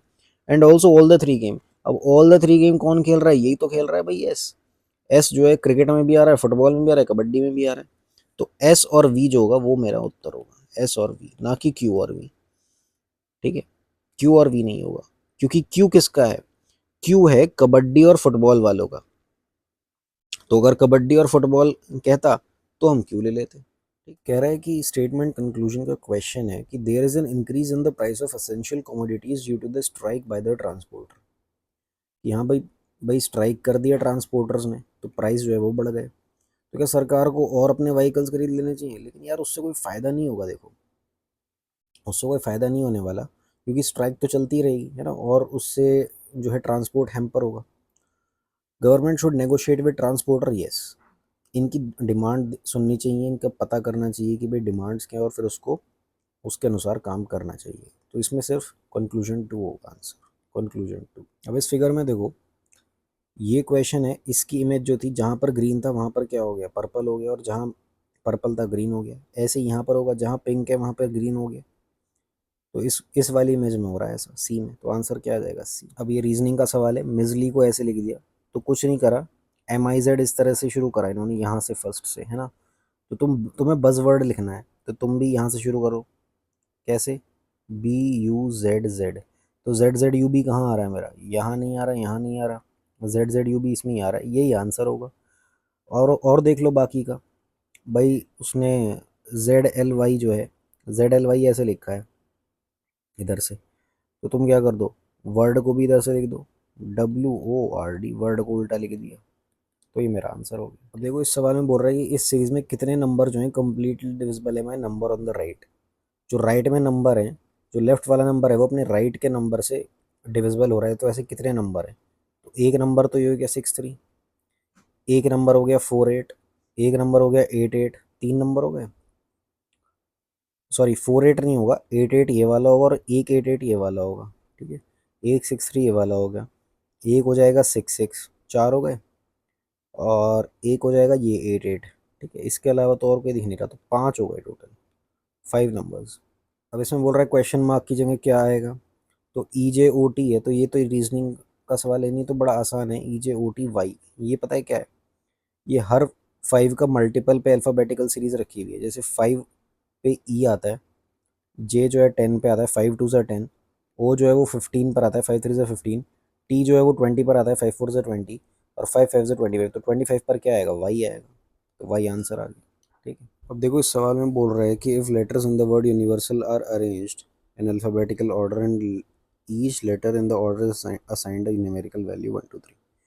तो सबसे पहले तो इसको अरेंज कर लो, ठीक है, कि अल्फ़ाबेटिकल सीरीज़ में कैसे आएगा। सबसे पहले A आ जाएगा, फिर इसका E आ जाएगा, फिर I आ जाएगा, ठीक है, फिर क्या आ जाएगा, L आ जाएगा, फिर N आ जाएगा, RSUV, ये आ जाएंगे, ठीक है।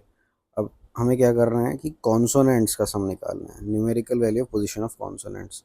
तो vowel vowel vowel consonant 4 5 6 7, this is again a vowel 9। तो ये इन सब का सम निकालना है, तो 9 15 22, 22 प्लस 9 कितना आ जाएगा, 31। 31 क्या हो गया, मेरा आंसर हो गया। Car is related to garage in the same way as hen is related to what. जैसे गैराज में कार रहती है, इस तरह से हैन जो है वो किस में रहती है, तो कूप में रहती है हैन, कूप में। अच्छा, स्टेबल में कौन सा एनिमल रहता है, हॉर्स, ठीक है। कैनल में कौन रहता है, डॉग, और शेड में कौन रहता है, काओ। Okay, remember this. देखो इस सवाल में वो कह रहा है कि some books are arranged one above other if the book is at 18th position from the top and 5th position from the bottom, तो टोटल नंबर ऑफ बुक्स क्या होंगे। 18th फ्रॉम टॉप है, मतलब ऊपर 17 बुक्स आ रही हैं, ये 18th position है। And 5th position from bottom मतलब नीचे से जो है 4 बुक्स आ रही हैं, तो टोटल कितनी बुक्स हो गई, 22। तो ये हो गई, और ये कितनी हो गई, 23rd, तो 23 बुक्स हो गई टोटल। सॉरी 21 हो गई ना, और ये 22 हो गई, तो 22 बुक्स हो गई। और इसका एक तरीका भी याद रख लो कि 18 प्लस 5 माइनस 1, क्योंकि एक पोजीशन जो है वो क्या हो रही है, 2 बार आ रही है, ठीक है, तो ये शॉर्टकट हो। अब इसमें देखो स्टिक की पोजीशन कैसे कैसे बदल रही है, कि सबसे पहले तो ऐसे थी, फिर ऐसे हुई, फिर ऐसे हो गई, फिर ऐसे हो गई, तो अब कैसे होगी, अब ऐसे होगी, ठीक है। तो ये इस साइड वाली रहेगी, ये स्टिक की पोजीशन रहेगी, तो आंसर क्या आ जाएगा, ये, ठीक है, ये आंसर है। अब देखो इस सवाल में वो बोल रहा है कि Shrek switched on a bulb at 2:39:40 hours and switched it off on the same day at 12:30:34 hours, how long was the bulb in switched on mode. तो इसमें जल्दी से ये कोशिश करो कि तुम्हें एग्जैक्ट आंसर नहीं लाना है, तुम एलिमिनेशन का सोचो कि कौन से ऑप्शंस में एलिमिनेट कर सकता हूँ। जब वो कह रहा है 2:39:40 पर मैंने स्विच ऑन करा, और मैंने स्विच ऑफ जो है 12:30:34 पे करा, तो कितना समय हुआ। तो अगर लमसम तुम देखो कि 10 घंटे अगर मैं इसमें जोड़ता हूँ, तो मेरा ये बैठेगा 12, 39, 40। और तुम्हें जाना यहाँ है, इसका मतलब एग्जैक्ट 10 घंटे तो नहीं लगे। तो एग्जैक्ट 10 घंटे नहीं लगे तो 10 घंटे वाला ये एलिमिनेट हो गया कि 10 घंटे तो नहीं हो रहे, और ये भी एलिमिनेट हो गया, ये भी इससे ज़्यादा ही हो रहा है, 12 तो बिल्कुल ही नहीं लगेंगे। तो अब 9 घंटे और कुछ समय लगेगा। तो अब पहला ऑप्शन तुम ट्राई करो कि अगर मैं इसमें 9 घंटे 50 मिनट और 54 सेकंड जोड़ता हूँ, ठीक है, तो मेरा क्या ये पहुँच रहा हूँ मैं। तो तुम सेकंड वाले से ट्राई करो। तो सेकंड वाला जब ये 60 हो जाएगा तो तुम 1 मिनट यहाँ जोड़ दोगे, और यहाँ पर कितना बचेगा भाई। तुमने यहाँ से कितना हो रहा था ये, 94 हो रहा था, तुमने 60 सेकंड निकाल दिए, तो यहाँ कितने बचे, 34 सेकंड बचे। तो हाँ, यही मेरा इससे मैच कर रहा है, क्योंकि मुझे यही चाहिए। तो यही मेरा क्या आ जाएगा, आंसर आ जाएगा। तुम्हें आगे बढ़ने की ज़रूरत ही नहीं है। ठीक है, देखो इस सवाल में वो क्या कह रहा है कि what is the age of eldest sister if the sum of ages of 5 sisters born at interval of 3 years each is 50 years। Born at interval of 3 years मतलब अगर पहले की उसकी एज x थी तो 3 साल बाद ये, फिर 3 साल बाद, इस तरह से करते करते जो फिफ्थ टर्म होगी वो क्या होगी, x+12 हो जाएगी। भाई सेकेंड टर्म अगर 3 थी, थर्ड टर्म 6 थी, तो फिफ्थ टर्म क्या हो जाएगी, 3 4 12 हो जाएगी। और इन सब का सम क्या बोल रहा है, 50 है। अब ये क्या हो जाएगा, 5x प्लस 3 + 6 + 6 + 12 कितना दे देगा, 30 इज इक्वल टू 50। तो 5x की वैल्यू क्या आ गई, 20 years। तो x की वैल्यू 4 आ गई मेरे पास। अब वो बोल रहा है एल्डेस्ट का एज बताओ क्या होगा, है ना, एज ऑफ एल्डेस्ट सिस्टर। तो वो क्या हो जाएगी, 12 + 4 16, 16 आंसर आ जाएगा। यंगेस्ट की बात पूछता तो 4 years हो जाता। ठीक है, अब देखो ये क्वेश्चन जो है ये अल्फ़ा न्यूमेरिकल सीरीज से रिलेटेड है, इसमें एक टर्म मिसिंग है। तो इसको करने के दो तरीके हैं, या तो इसको डिजिट वाइज करो या फिर इसको अल्फ़ाबेटिकली वाइज सॉल्व करो। ठीक है, अब ऑप्शंस में देखो डिजिट वाइज जो हैं, दो डिजिट्स जो हैं वो सेम है, तो इसलिए डिजिट का हम नहीं देखेंगे, हम अल्फ़ाबेटिकल वाइज देखेंगे कि ई के बाद एफ जा रहा है मतलब 0 गैप, फिर एच जा रहा है मतलब 1 का गैप, एच के बाद के जा रहा है 2 का गैप, तो अब के के बाद जो आएगा उसमें 3 का गैप होगा, LMN। ठीक है, तो एन से अगला होगा मतलब ओ होगा, तो ये आंसर होगा। ठीक, दिस इज अवर आंसर। अब देखो इस सवाल में वो बोल रहा है कि वेन डायग्राम में वो बच्चे कौन रिप्रेजेंट कर रहा है जो सारे गेम खेल रहे हैं। तो इसमें देखो जो तीनों के अंदर कॉमन आ रहा है वो कौन सा है, एस। तो एस ही क्या कर रहा है, रिप्रेजेंट कर रहा है जो सारे बच्चे खेल रहे हैं, तो आंसर इज एस। अब देखो ये सवाल है स्टेटमेंट और मतलब कौन से ऑप्शन हैं जो सफाइस कर जाएंगे इनको आंसर करने के लिए। इसमें आपको बताना है values of P Q and R. ठीक है, तो क्या खाली स्टेटमेंट 1 से मैं बता सकता हूँ। इसमें उसने दे रखा है कि p प्लस क्यू का होल स्क्वायर 16 है, मतलब p प्लस क्यू क्या है, +-4 है, ये p प्लस क्यू है। तो यार क्या इससे तो ना तो मैं p की वैल्यू बता सकता ना मैं q की वैल्यू बता सकता। r तो छोड़ ही दो, r तो इसमें कंटेन ही नहीं है। अब तुम इक्वेशन सेकंड देखो, क्या मैं खाली इस इक्वेशन से बता सकता हूँ। तो इसमें उसने p माइनस क्यू 4 दे रखा है, अच्छा, और r की वैल्यू 2p दे रखी है। तो क्या मैं इससे बता सकता हूँ, मैं खाली इससे भी नहीं बता सकता। तो ना तो मैं खाली इससे बता सकता ना ही मैं खाली इससे बता सकता। अब क्योंकि मुझे पी क्यू आर तीन वेरिएबल बताने तो तीन इक्वेशन चाहिए, तो अगर तुम इनको देखो कि p प्लस क्यू और p माइनस क्यू, तो हाँ इनसे मैं p और q की वैल्यू निकाल लूँगा। और एक बार मेरी p और q की वैल्यू निकल गई फिर मैं r की भी वैल्यू बता दूंगा, क्योंकि r की वैल्यू क्या है, ट्वाइस ऑफ p है। तो हाँ 1 एंड 2 दोनों जो हैं लगेंगे to answer this question, both 1 and 2। ठीक है, अब देखो इस सवाल में बड़ा आसान सा सवाल है। इसमें वो क्या कह रहा है, इसमें ये फिगर दे रखी है और इस क्वेश्चन मार्क को बताना है यहाँ पर क्या आएगा। तो देखो हर एक में उसने स्क्वायर लिखा हुआ है, 4 का स्क्वायर 25, 2 का स्क्वायर 4, 8 का स्क्वायर 64, तो 1 का स्क्वायर क्या हो जाएगा 1, तो 1 आंसर आ जाएगा। ठीक, ये रीजनिंग का क्वेश्चन है। इसमें कह रहा है कि अगर डॉग को ऐसे लिखोगे तो मैट क्या होगा। तो डी की इसमें पोजीशन वैल्यू सिर्फ दे रखी है, ओ की 15, जी की 7, तो एम की क्या हो जाएगी 13, ए की क्या हो जाएगी 1 और टी की क्या हो जाएगी 20, तो 13 120 आंसर आ जाएगा। अब अगेन ये एक सीरीज़ है, तो इसमें कह रहा है कि पी क्यू आर है, तो उसके बाद क्या होगा एस आएगा, जी एच आई है, तो यहाँ पर क्या आ जाएगा जे आ जाएगा, तो एस जे आंसर आ जाएगा, एस जे। ठीक है, देखो इस क्वेश्चन में जैसे यहाँ पहले ट्राइंगल था, तो ट्राइंगल में मैंने ये फिगर ऐड करी और इसी फिगर को यहाँ लिख दिया। यहाँ मेरे पास ये फिगर थी रेक्टेंगल के अंदर एक, और इसके अंदर मैंने एक ये ऐड किया प्लस का साइन, और मैंने इस प्लस के साइन को यहाँ लिख दिया।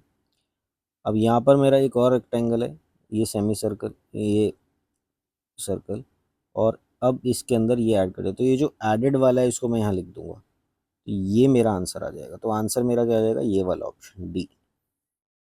अब देखो इसमें इसकी हमें मिरर इमेज बतानी है, तो मिरर इमेज में एक तो ये चीज़ देखना कि ये इरेक्ट होगा इस तरीके से, और जो गोला है ये यहाँ पे आएगा सर्कल वाला पहले, तो पहला सर्कल इसमें तो नहीं आ रहा, तो ये होंगे ऑप्शंस, इसमें ये इन्वर्टेड है, ये भी नहीं होगा। अब बी या डी में से देखते हैं।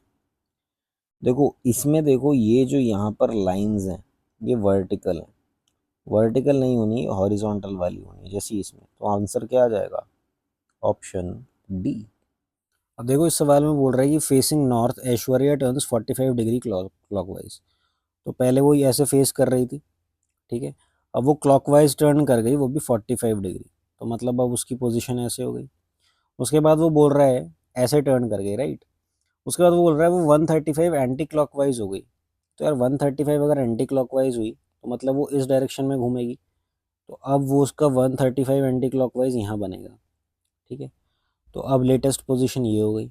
उसके बाद वो बोल रहा है देन 180 डिग्री क्लॉकवाइज, तो फिर दोबारा ऐसे रोटेट करेगी, तो जब ऐसे रोटेट करेगी और 180 डिग्री जाएगी तो ये ऐसे जाएगी, ठीक है, 180 डिग्री क्लॉकवाइज, तो अब ये उसकी डायरेक्शन हो गई, ठीक है, 180 डिग्री क्लॉकवाइज की, तो अब कहाँ पर डायरेक्शन हो गई, ईस्ट में, ईस्ट में फेस कर रहा है, ठीक है, ये आंसर। अब देखो वो बोल रहा है कि एक्स की रैंक जो है वो 12 है टॉप से, हमने कहा ठीक है भाई, तो यहाँ पर 11 बच्चे रहे होंगे, यहाँ पे एक्स रहा होगा, टोटल नंबर ऑफ बच्चे जो हैं तो 12 ये हो गए, 4 बच्चे यहाँ रहे होंगे, है ना, हाँ, तो एक्स की रैंक बॉटम से क्या होगी, 50 तो होगी, 4 ये हो गए, 5 ये हो गए, ठीक है। तो देखो बोल रहा है कि इसको वेन डायग्राम से कैसे रिप्रेजेंट कर सकते हो। देखो मेन जो होंगे वो फादर जरूर होंगे, ठीक है, तो इसमें हम एक चीज ये बता सकते हैं कि ऑल फादर आर मेन या ऑल मेन आर फादर, तो ये तो एक तो कंडीशन ये वाली होगी ही होगी, ठीक है, एक कंडीशन ये वाली होगी ही होगी। अब डॉक्टर के बारे में कंफ्यूजन आती है। देखो डॉक्टर जो है वो आदमी भी हो सकता है और महिला भी हो सकती है, तो ये जो डॉक्टर वाला होगा ये पूरा कंटेंड नहीं होगा इसके अंदर, तो ये दो तो खत्म हो गए, कंटेंट नहीं करेगा, सम हो सकता है बट पूरा कंटेंट नहीं करेगा, ठीक है। आगे बढ़ते हैं। अब डॉक्टर जो है क्या वो जरूरी है फादर हो, मदर भी तो हो सकती है ना, तो इसमें हम इसको इस तरह से नहीं लिख सकते, हम ये कहेंगे कि कुछ इसमें आ रहे होंगे कुछ इसमें आ रहे होंगे, तो ये डॉक्टर के लिए हो गया, ठीक है, तो इसलिए ये वाला सेटिस्फाई करेगा।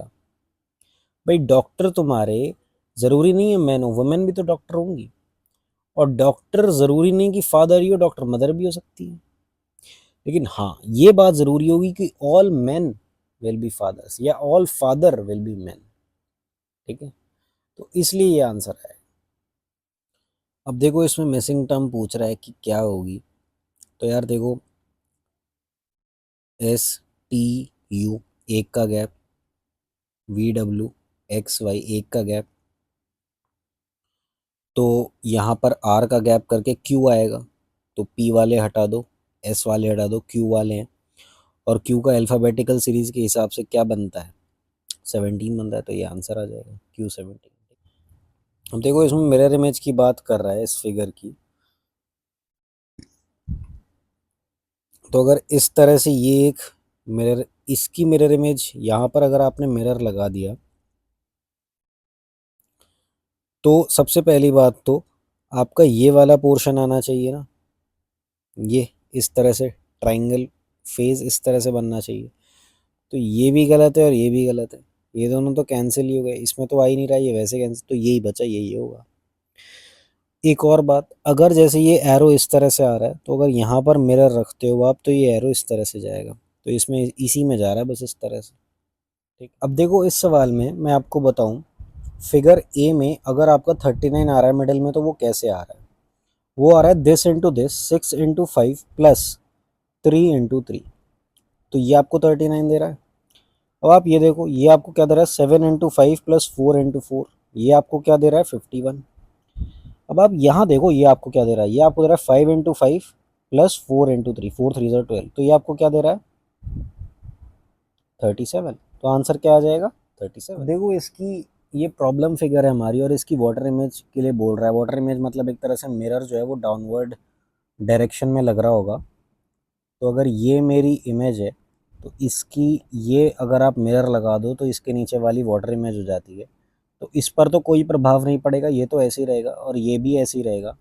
देखो यहाँ पर जो होता है वो यहाँ आता है, नीचे की तरफ जो होता है इसमें ऊपर की तरफ आता है, तो यहाँ तो सर्कल आएगा। तो तुम्हारा ऑप्शन या ये होगा या ये होगा, क्योंकि इसमें सर्कुलर सर्कल जो है वो नीचे है, तो इन दो में से होगा। अब देखो वाटर इमेज में और क्या हो रहा है, अगर ये इरेक्ट है तो ये इस तरफ से इरेक्ट होगी, ये इन्वर्टेड होगी, ये ऐसे। ठीक है, तो तुम्हारा ये जो ट्राइंगल बनेगा वो यहाँ बनेगा पॉइंट करता हुआ। ठीक है, तो तुम्हारा ये आंसर हो जाएगा, ये नहीं होगा। ठीक है, बी। अब इस क्वेश्चन को देखो आप, वो कह रहा है कि average marks obtained by Raghav in 12 tests is 24। Zubeda has maintained an average of 23 so far but has taken only 9 tests. Zubeda ने भाई 12 में से 9 टेस्ट लिए हैं बस, और हर एक टेस्ट जो है वो 30 नंबर का है। तो जुबेदा को किसी एक टेस्ट में कितने कम से कम स्कोर वो लाना अफोर्ड कर सकती है ताकि बाकी बचे हुए टेस्ट्स में वो मतलब इम्प्रूवमेंट करके राघव के बराबर का स्कोर ला सके, राघव की परफॉर्मेंस मैच कर सके। तो राघव का हर उसमें कितना आ रहा है भाई, ये अच्छा क्वेश्चन है। राघव का हर एक टेस्ट में कितना आ रहा है 24। ठीक है, तो जुबेदा ने जो है अभी तक 9 टेस्ट में उसने एवरेज मेंटेन करके रखा है 23 का, पर उसे मैच करने के लिए राघव की परफॉर्मेंस को 24 का एवरेज मेंटेन करना पड़ेगा। इसका मतलब उसे हर एक 9 टेस्ट में, ठीक है, कितने अंक और ज़्यादा चाहिए थे, एक एक अंक ज़्यादा चाहिए था, तभी तो उसका एवरेज 24 हो पाता। इसका मतलब अगर वो 9 टेस्ट में 9 नंबर ले आती तो वो राघव की परफॉर्मेंस मैच कर जाती। लेकिन बात यहाँ ख़त्म नहीं हुई है। देखो अभी मैं 24th टेस्ट, अभी मैं 10th टेस्ट की बात कर रहा हूँ। 10th test, the 11th test, the 12th test. ठीक है, आप ये देखो, इस 9 को अभी मैं साइड में रख रहा हूँ। ठीक है, आप ये देखो कि उसे अगर राघव की परफॉर्मेंस इस टेस्ट में मैच करनी है तो उसे 24 नंबर लाने पड़ेंगे। लमसम बात देखो, तभी तो एवरेज बैठ पाएगा। उसे इसमें 24 लाने पड़ेंगे, उसे इसमें 24 लाने पड़ेंगे, तभी तो राघव की परफॉर्मेंस मैच हो पाएगी। अच्छा, लेकिन अब वो ये कह रहा है कि भैया मुझे तो जो है आप ऐसा करो कि ये जो 9 है, अब देखो इस सवाल में क्या बोल रहा है कि इसमें आगे हम क्या करेंगे, डी के बाद ई एफ आ रहा है, क्यू के बाद आर एस टी आएगा, तो ये दोनों तो हट गए। डब्ल्यू के बाद एक्स वाई जेड आ रहा है, पी क्यू आर के बाद एस आएगा, तो यही आंसर होगा। ठीक है, अब इस सवाल को देखो, इसमें वो ऑड वन आउट बोल रहा है कि कौन सी इसको बिलोंग नहीं करती। तो देखो इसमें पूरा सर्कल के अंदर पूरा ये लाइन आ रही है, इनमें सिर्फ इसमें जो है छोटी लाइन आ रही है इस तरह से, पूरा कंप्लीट डायमीटर नहीं आ रहा है, सेंटर से पास नहीं हो रहा है, बाकी सब में सेंटर से पास हो रहा है। ठीक है, तो ऑड वन आउट क्या आ जाएगा, सी आ जाएगा। अब देखो ये आर्ग्यूमेंट और अजम्पशन का एक क्वेश्चन है। आर्ग्यूमेंट में बोल रहा है कि the highway authority had announced that it will be undertaking a major road repair work for 3 days beginning Friday between Bangalore and Tumkur. तो ये अनाउंस करा है, और अजम्पशन ये कह रहा है कि people need to plan accordingly for their trip between Bangalore and Tumkur. तो बात सही है, अगर यार रिपेयर वर्क हो रहा होगा बैंगलोर और टुमकुर के बीच तो ये लोग प्लान तो करेंगी, तो ये बात तो सही है। अब the authorities troubling citizens with unnecessary paper, नहीं ये बात सही नहीं है यार, ये ट्रबल थोड़ी हुआ। अगर मान लो रोड रिपेयर नहीं हुई, किसी का एक्सीडेंट हो गया, फिर तो अथॉरिटी तो अपना काम करेगी करेगी, तो अथॉरिटी ट्रबल थोड़ी करना चाहती है, वो तो काम और ठीक करना चाहती है। तो ये बात सही नहीं हुई। तो सिर्फ जो है फर्स्ट वाला जो है, अब देखो ये सिलॉग्स का क्वेश्चन है, इसमें वो क्या कह रहा है, all shark are fish, all shark are fish, no fish is snake. तो स्नेक वाला मैं यहाँ अलग रख दूंगा कि कोई भी फिश जो है स्नेक नहीं है। अब कंक्लूजन में देखो वो क्या बोल रहा है कि नो स्नेक इज शार्क, कि कोई भी स्नेक शार्क नहीं है। हाँ बिल्कुल नहीं है भाई, इसके साथ इसे कहाँ अलग ही तो है बिल्कुल, तो ये तो बात सही है। और फिर वो कह रहा है नो शार्क इज स्नेक, कोई शार्क भी स्नेक नहीं है। हाँ तो ये बात भी सही है भाई, इन दोनों का आपस में कोई कोरिलेशन है ही नहीं, कोई सुपर इम्पोजिशन नहीं है, बिल्कुल अलग है, सेपरेट हैं दोनों। तो ये बात भी सही है, तो both 1 and 2 follow, both 1 and 2। अब इस सवाल में देखो ये डेटा सफिशियंसी का क्वेश्चन है, इसमें वो बोल रहा है कि इसकी वैल्यू क्या होगी, $14 20 मल्टीप्लाइड बाई 8 #4, इसकी वैल्यू मैं कैसे पता लगा सकता हूँ। तो वो कह रहा है एक तरीका तो ये है कि डॉलर को आप माइनस कह दो, मल्टीप्लाई को आप प्लस कह दो, और हैश को आप डिवाइड कर लो। तो क्या इसकी वैल्यू मिल जाएगी? हाँ मुझे इसकी वैल्यू मिल जाएगी, तो इससे तो मिल जाएगी। अब तुम सेकंड कथन देखो क्या कह रहा है, वो कह रहा है कि $14 20 × 8, इसकी वैल्यू 25 है। तो यार इसकी वैल्यू अगर 25 है तो मैं यहाँ चल 25 रख दूंगा, लेकिन फिर भी हैश का तो मुझे नहीं पता, तो मैं #4 का क्या करूँगा, तो मुझे वैल्यू तो नहीं मिल पाएगी इसकी। या तो यहाँ हैश भी लिखा हुआ था कि #4 = 25, तब मैं बताता, तो सेकंड स्टेटमेंट्स में नहीं बता सकता। तो खाली इसका मतलब ये आंसर आएगा कि स्टेटमेंट 1 अलोन इज सफिशिएंट, लेकिन स्टेटमेंट 2 जो है वो सफिशिएंट नहीं है। ठीक, अब देखो इस सवाल में वो बोल रहा है कि in the morning X and Y walk towards each other in park, when they meet Y's shadow falls towards the right of X, तो in which direction was X facing. तो पहली बात तो मॉर्निंग की बात हो रही है, तो सन कहाँ पर राइज करेगा सर, ईस्ट में राइज करेगा। ठीक है, अब वाई की शैडो जो है वो फॉल कर रही है towards the right of X, तो एक्स के राइट में फॉल कर रही है। तो हम ये कहते हैं कि अगर जैसे राइट में फॉल कर रही है और मॉर्निंग का टाइम है, तो हम इसे राइट जो है क्लॉकवाइज चलाएंगे 90 डिग्री। तो जो मैं 90 डिग्री क्लॉकवाइज चलेगा, तो मतलब वाई की जहाँ शैडो पड़ रही है, ठीक है, एक्स के राइट में पड़ रही है, तो एक्स कहाँ फेस कर रहा होगा, एक्स यहीं फेस कर रहा होगा साउथ की तरफ। ठीक है, तो ये एक्स की डायरेक्शन हो गई, एक्स के फेस की डायरेक्शन हो गई, ठीक है, साउथ की तरफ। तो आंसर क्या आ जाएगा, साउथ। इसी में अगर वो ये पूछ लेता कि वाई कहाँ फेस कर रहा है, तो वाई जो है वो फेस कर रहा होगा नॉर्थ की तरफ। ठीक है, क्योंकि वो टुवर्ड्स ईच अदर चल रहे हैं ना, तो जो इसकी डायरेक्शन है वो उसके अपोजिट इसकी डायरेक्शन होगी, तो एक्स की। यहाँ पर ये ध्यान रखना है कि Y's shadow falls towards the right of X, जिसके राइट या लेफ्ट में पड़ रही है, एक्स के राइट या लेफ्ट में पड़ रही है, हम उसी की डायरेक्शन लेते हैं। ठीक है, और राइट का मतलब हो गया क्लॉकवाइज 90 डिग्री, लेफ्ट का मतलब हो गया एंटी क्लॉकवाइज 90 डिग्री। अब इस सवाल पे देखो तुम्हें करना क्या है, तुम्हें 3 ये दे रखे हैं और तुम्हें क्वेश्चन मार्क बताना है यहाँ पर क्या आएगा। तो तुम अगर ध्यान से देखो इसका लॉजिक, तो 5 4 = 20 मल्टीप्लाई वाला यहाँ आ रहा है, 8 3 = 24 यहाँ आ रहा है, तो यहाँ पर क्या आ जाएगा, 9 4 = 36, 36 आ जाएगा। अगर तुमसे यहाँ पर पूछता ये कैसे आएगा, तो ये क्या लॉजिक लग रहा है, ये दोनों ऐड हो रहे हैं, ये दोनों ऐड होकर के यहाँ लिखा जा रहा है। तो 5 + 4 9, 8 + 3 11, तो 9 + 4 क्या आ जाएगा, 13। ठीक है, तो वैसे इसका आंसर है 36, 9 4। अब देखो ये सीरीज उसने कंप्लीट करने को दी हुई है अप्रोप्रिएट ऑप्शन के द्वारा। यहाँ पर किसी का स्क्वायर लिखा हुआ है, तो किसका ये स्क्वायर, 23 का स्क्वायर लिखा हुआ है। यहाँ पर लिखा हुआ है 21 का स्क्वायर, यहाँ पर लिखा हुआ है 31 का स्क्वायर, तो यहाँ पर किसका स्क्वायर आएगा। तो यहाँ पे 2 कम का स्क्वायर लिखा हुआ है यार, तो आप यहाँ भी किसका कर दो, 2 कम का स्क्वायर लिख लो, मतलब आप 29 का स्क्वायर कर लो, एंड 29 का स्क्वायर क्या आता है, 841। तो 841 मेरा क्या आ जाएगा, आंसर हो जाएगा। ठीक है, देखो ये बोल रहा है ईगल, बर्ड और कैट, इसका वेन डायग्राम में कैसे रिप्रेजेंट करूँगा। तो ईगल जो है वो तो एक तरह की बर्ड ही है, तो ईगल ये हो गई और बर्ड ये हो गई। लेकिन कैट जो है वो इनमें से ना बर्ड है ना निकले तो वो अलग से रख देंगे, तो कैट यहाँ आ जाएगी, तो आंसर क्या आ जाएगा, ये आ जाएगा। अब देखो बोल रहा है कि कितने इस अरेंजमेंट में ऐसे लेटर हैं, कितने ऐसे लेटर हैं, सॉरी नंबर हैं, which are immediately preceded by a consonant and followed by a letter. ठीक है, तो सबसे पहले तो नंबर देखना है, तो नंबर से पहले कॉन्सोनेंट आना चाहिए। यहाँ वोवल आ रहा है, यहाँ वोवल आ रहा है, यहाँ सिंबल आ रहा है, ये भी नहीं होगा, तो ये है एक, है ना, फॉलोड बाय अ लेटर। तो एक तो ये हो गया 4TW, और एक हो गया, एक ये हो गया, है ना, और 2 से पहले ये ओ आ रहा है, 6 से पहले सिंबल आ रहा है, तो दो बैठ रहे हैं, तो T4W और W4O, ये दो बैठ रहे हैं, तो दो आंसर आ जाएगा। अब देखो इस सिलॉक्स के सवाल में क्या बोल रहा है वो आपको, कि some crows are peacock.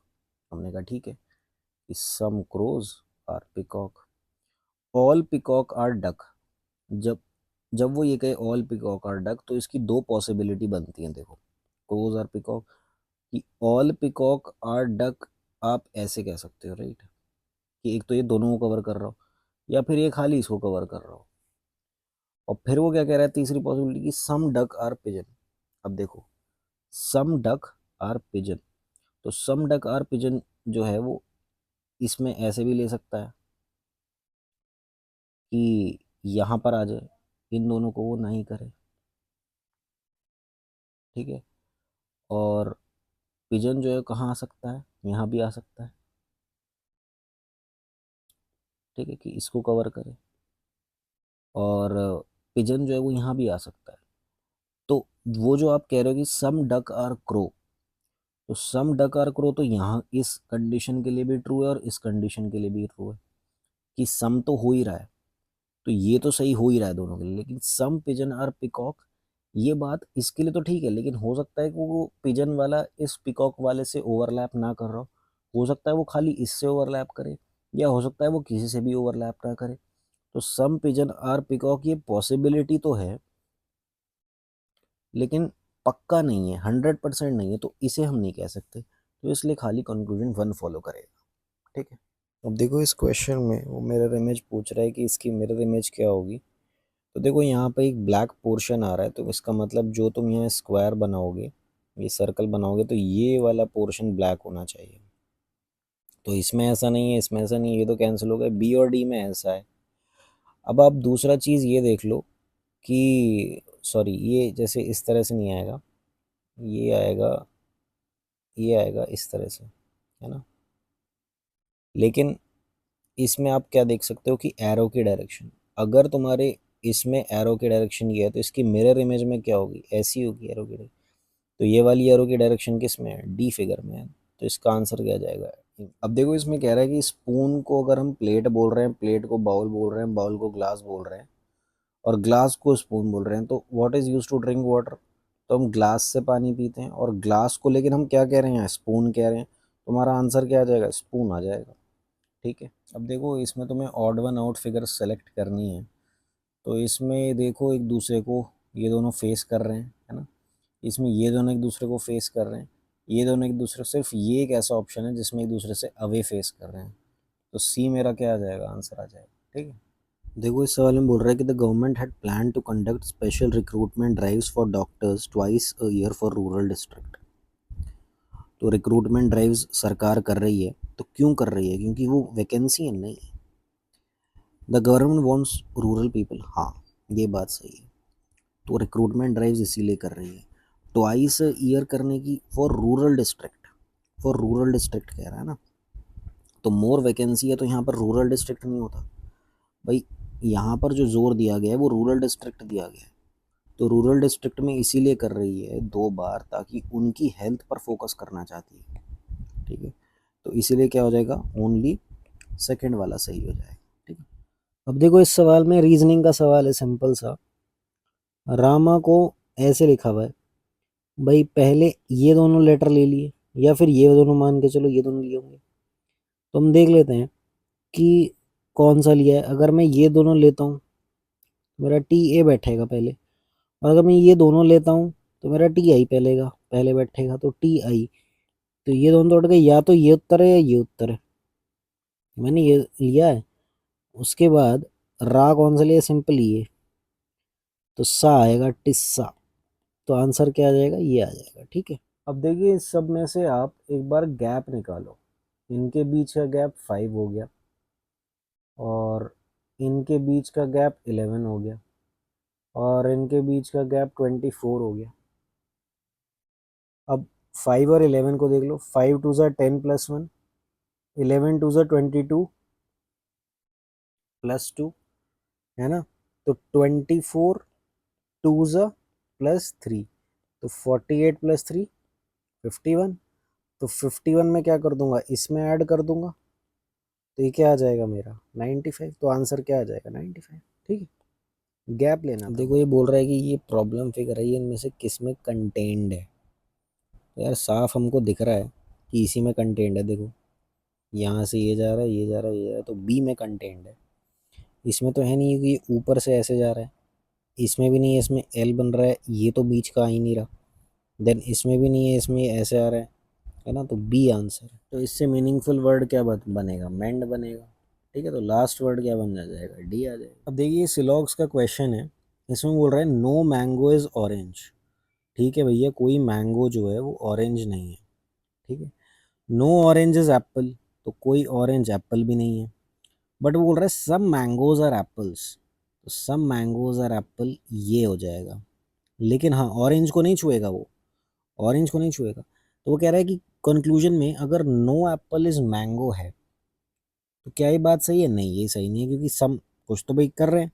No Apple is orange, कोई एप्पल ऑरेंज नहीं है, हाँ ये बात सही है। अब वो बोल रहा है सम ऑरेंजेस आर मैंगोज, क्या ये बात सही है कि सम ऑरेंज मैंगो होंगे, नहीं ये बात नहीं है भाई, जब हमने यहाँ पे अलग कर दिया कि नहीं है। All apple are mango, all apple are mango नहीं, सम एप्पल हैं, ऑल नहीं है, तो ये भी गलत है। तो सिर्फ कंक्लूजन टू फॉलो करेगा, ओनली कंक्लूजन। देखो इसमें क्या कर रहा है, कह रहा है कि तुम्हें फिगर बतानी है भाई। सबसे पहले तुम्हारा यहाँ से ये वाला हटा तो ये बना, अब तुम्हारा ये वाला चेन हट गया तो तुम्हारा ये बना, अब तुम्हारा ये वाला हटेगा तो तुम्हारी फिगर किस तरह की हो जाएगी, इस तरह की हो जाएगी। बस इतना। तो ये फिगर यहीं पर है। उसके बाद फिर ये हटा तो ये बन गया, उसके बाद ये हटा तो ये। देखो क्या बोल रहा है कि सम कारपेंटर और प्लम्बर, सम कारपेंटर और plumber, some plumber are daily wage workers, तो ये डेली वेज वाले हो गए। अब सम प्लम्बर आर कारपेंटर, क्या ये बात सही है, हाँ ये बात सही है।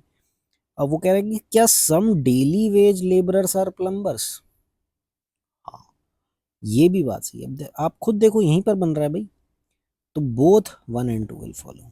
ठीक है, अब देखो इस फिगर में तुम्हें ऑड वन आउट निकालना है, तो अगर तुम देखोगे तो फर्स्ट पोर्शन जो है, फर्स्ट बॉक्स जो है ये क्लॉकवाइज घूम रहा है एरो। देन जो सेकंड वाला है ये भी क्लॉकवाइज घूम रहा है। ठीक है, फोर्थ वाला है ये भी क्लॉकवाइज घूम रहा है। लेकिन ये जो 3 वाला है ये एंटी क्लॉकवाइज घूम रहा है। ठीक है, तो यही क्या हो गया, हमारा ऑड वन आउट हो गया। अब आप इस सवाल में देखो, ये किसका सवाल है, सिलॉग्स का सवाल है। तो इसमें वो कह रहा है, स्टेटमेंट है कि सम बग्स आर बर्ड्स। हमने कहा ठीक है, बग्स हैं बर्ड्स हैं, सम बग्स आर बर्ड। फिर वो कह रहा है all the bird are fruit. हमने कहा ठीक है, ऑल बर्ड आर फ्रूट, ये हो जाएगा। अब वो कह रहा है कि all the fruit are bird, ये जरूरी कि सारे फ्रूट बर्ड होंगे, नहीं ये बात जरूरी नहीं है, क्योंकि ऑल फ्रूट बर्ड थोड़ी हो रहा है, सम फ्रूट बर्ड हो रहा है। ऑल तो तब होता जब तुम्हारा फ्रूट यहाँ था और बर्ड यहाँ था, लेकिन ये नहीं है।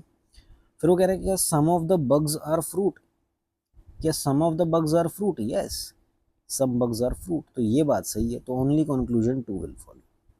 अब देखो कह रहा है कि L stands for plus, M stands for minus, N stands for multiplication, P stands for divide, तो ये किससे करेगा, तो हम लिख लेते हैं कि एल किससे कर रहा था, प्लस से 60, पी किससे कर रहा है, डिवाइड से 3, और एम किससे कर रहा है, माइनस से -13।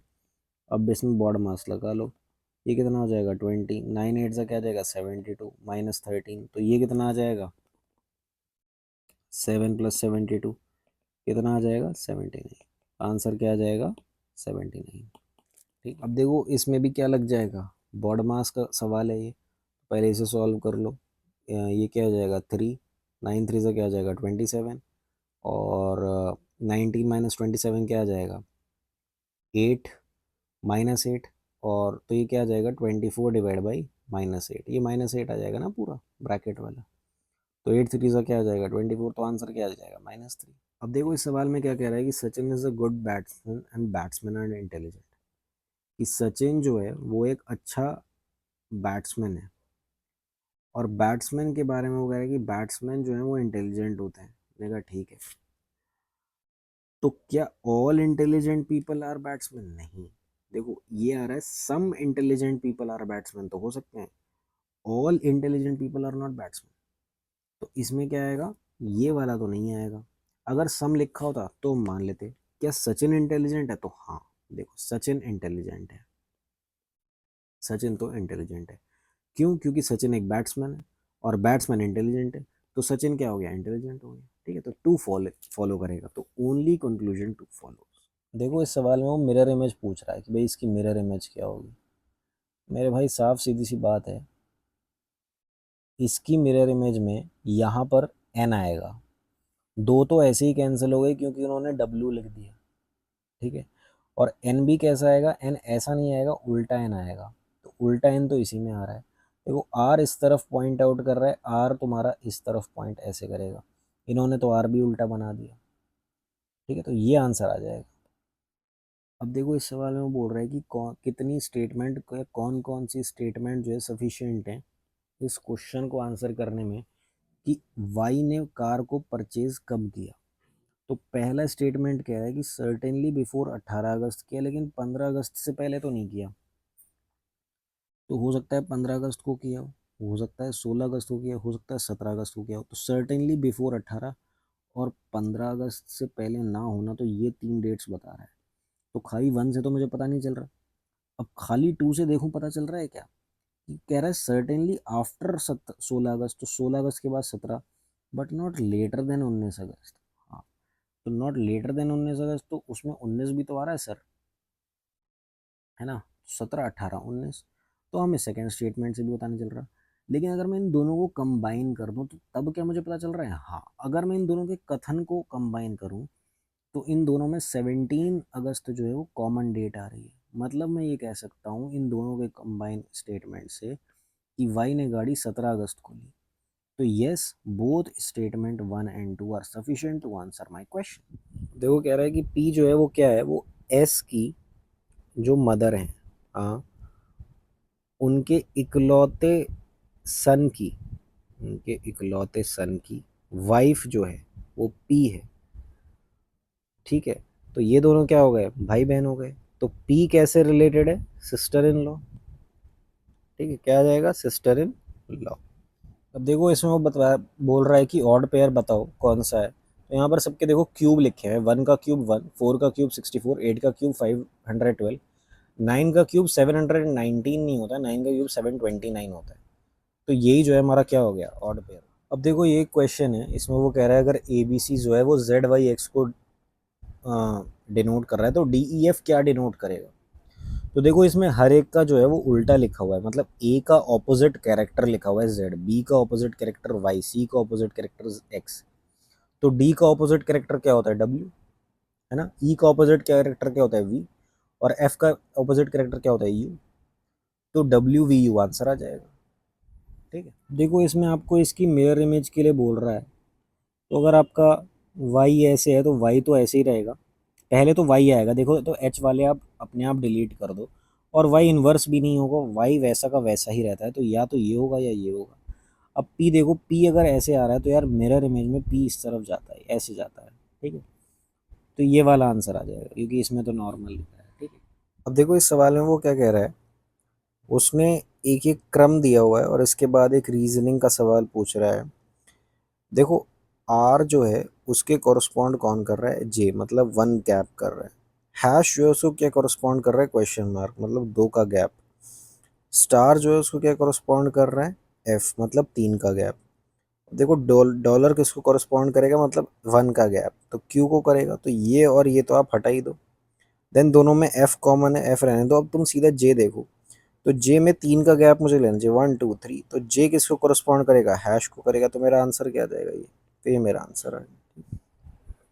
अब देखो इस सवाल में वो क्या कह रहा है कि what is the weight of 10 iron balls if each ball is of the same weight. तो इसमें हम बताने कौन सी स्टेटमेंट जो है इन दोनों में से वो इनफ है इस क्वेश्चन को आंसर करने के लिए। कह रहा है अगर 1/4 of each ball weight is 5 kilo, तो क्या हम 10 आयरन बॉल का वेट निकाल सकते हैं? हाँ, क्यों नहीं निकाल सकते भाई। जब एक बॉल का वेट 1/4 वेट आपको दिया हुआ है, मतलब उस बॉल का पूरा वेट भी आपको पता चल जाएगा, 20 किलो हो जाएगा। और जब एक बॉल का वेट पता चलेगा तो 10 बॉल, क्योंकि सबका वेट सेम है, तो 10 बॉल का क्या हो जाएगा, इंटू 10। तो हाँ, स्टेटमेंट 1 से हम बता सकते हैं। क्या स्टेटमेंट 2 से हम बता सकते हैं कि the total weight of 3 iron balls is 20 kilo more than the, हाँ तो 3 iron ball minus 2 iron ball is equal to 1 iron ball, तो मतलब एक आयरन बॉल जो है वो 20 किलो की है, ठीक है। तो 10 आयरन बॉल, तो आप 10 का भी बता सकते हो, तो आप मतलब इससे भी बता सकते हो, इससे भी बता सकते हो, तो आइदर 1 और 2 सफिशिएंट है, तो ये आंसर आ जाए। देखो इस सवाल में क्या कह रहा है कि if V is the brother of U, V अगर ब्रदर है यू का, and U is the sister of W, and X is the husband of U, अच्छा एक्स जो है वो इसका हस्बैंड हो गया, तो देन डब्ल्यू इज वीज क्या, तो डब्ल्यू जो है वो वी का क्या होगा यार, डब्ल्यू जो है वो कुछ भी हो सकता है, ब्रदर और सिस्टर। आप इसमें, अब उसमें डब्ल्यू जो है मतलब उसका जेंडर डिफाइंड नहीं है कि वो मेल है या फीमेल है। अगर डिफाइंड होता कि फीमेल है तो ये सिस्टर हो जाती, अगर डिफाइंड होता कि ये मेल है तो ये ब्रदर हो जाता। लेकिन मेल या फीमेल डिफाइंड नहीं है, तो आंसर आएगा ब्रदर और सिस्टर। इसमें अगर ऑप्शन में खाली ब्रदर होता या खाली सिस्टर होता तो हम उसे आंसर मार्क ना करते, ठीक है। अब देखो ये सवाल जो है ये आर्ग्यूमेंट से रिलेटेड है, स्टेटमेंट आर्ग्यूमेंट। स्टेटमेंट ये कह रही है कि क्या सीबीडीटी जो है वो अबॉलिश कर दे इनकम टैक्स को, क्या सीबीडीटी को इनकम टैक्स हटा देना चाहिए। आर्ग्यूमेंट में वो ये कह रहा है कि हाँ हटा देना चाहिए, क्योंकि ये अननेसेसरी बर्डन है on the ways earners of India. लेकिन देखो अगर बर्डन है तो उससे काम भी हो रहे हैं, ठीक है। तो ये कोई मुझे को ठीक आर्ग्यूमेंट नहीं लगा कि बर्डन है, ठीक है। Yes it is an unnecessary burden, no. Argument 2 ये कहता है कि no it is a good source of revenue, तो हाँ ये जो एक अच्छा रेवेन्यू है, इसलिए ये आर्ग्यूमेंट जो है मेरे को सही लग रहा है कि सीबीडीटी को इनकम टैक्स को अबॉलिश करना चाहिए या नहीं, इस बात के लिए, इस बात के लिए, ठीक है। तो आर्ग्यूमेंट 2 ही। देखो ये रीजनिंग के क्वेश्चन में फिगर दे रखी है, पूछ रहा है यहाँ पर क्या आएगा। देखो ये जो थर्ड कॉलम है ये फर्स्ट और सेकंड का जो है वो एडिशन है बस। इन दोनों में ये ऐड कर दोगे तो ये मिलेगा, इसमें ये ऐड कर दोगे तो ये मिलेगा, तो इसमें ये ऐड करूँगा तो क्या मिलेगा, इसमें मेरे को ऐसी फिगर मिल जाएगी। ऐसी फिगर कहाँ है, ए में है, यही आंसर। अब देखिए ये सवाल है स्टेटमेंट और कोर्स ऑफ एक्शन का, कि एक स्टेटमेंट दी हुई और कहा गया उस पर एक्शन क्या लिया जाए, तो उसके विषय में सवाल है। इस स्टेटमेंट ये कहती है कि all the central government employees went on strike due to the non implementation of 7th pay commission, कि 7th पे कमीशन इम्प्लीमेंट नहीं हुआ इसलिए गवर्नमेंट एम्प्लॉयज़ जो है स्ट्राइक पर चले गए, ठीक है। एक्शन वो ये कह रहे हैं कि सरकार को क्या एक्शन लेना चाहिए कि 7वां वेतन आयोग एकदम इम्प्लीमेंट कर दे। नहीं, एकदम से तो नहीं होता भाई, ऐसे आप स्ट्राइक पर चले गए एकदम से हो जाएगा, नहीं, ये बात सही नहीं है। All the central government employees should be, ये भी गलत है भाई। सबको सस्पेंड कर दोगे तो काम कौन करेगा, और ये बात सही थोड़ी है भाई। देश में जो है स्ट्राइक पर जाना कोई गलत बात तो है नहीं, तो मतलब सस्पेंड भी नहीं कर सकते। हाँ अगर इसमें ये कहता कि एक कमेटी बनाई जाए तो वो सही होता, या सरकार द्वारा ये आश्वासन दिया जाए, है ना, आश्वासन दिया जाए कि इस पर जो है कमेटी बनाई जाएगी, विचार किया जाएगा, तो वो सही होता। लेकिन ये इनमें से कोई सी नहीं हुआ, तो नाइदर वन नॉट, ठीक है। So thank you everyone for watching the video. उम्मीद करते हैं कि इस वीडियो से आपने जो कंसेप्ट सीखे हैं या जो नॉलेज गेन करी है उसे आप आने वाले सभी एग्ज़ाम्स में अप्लाई करेंगे, और एक नहीं दो नहीं बल्कि मल्टीपल जॉब्स में सिलेक्शन लेना सुनिश्चित करेंगे। And if you like this video, so please like, share and subscribe Pariksha IQ. And also you can follow Pariksha IQ on Instagram and Telegram for further updates. Thank you all.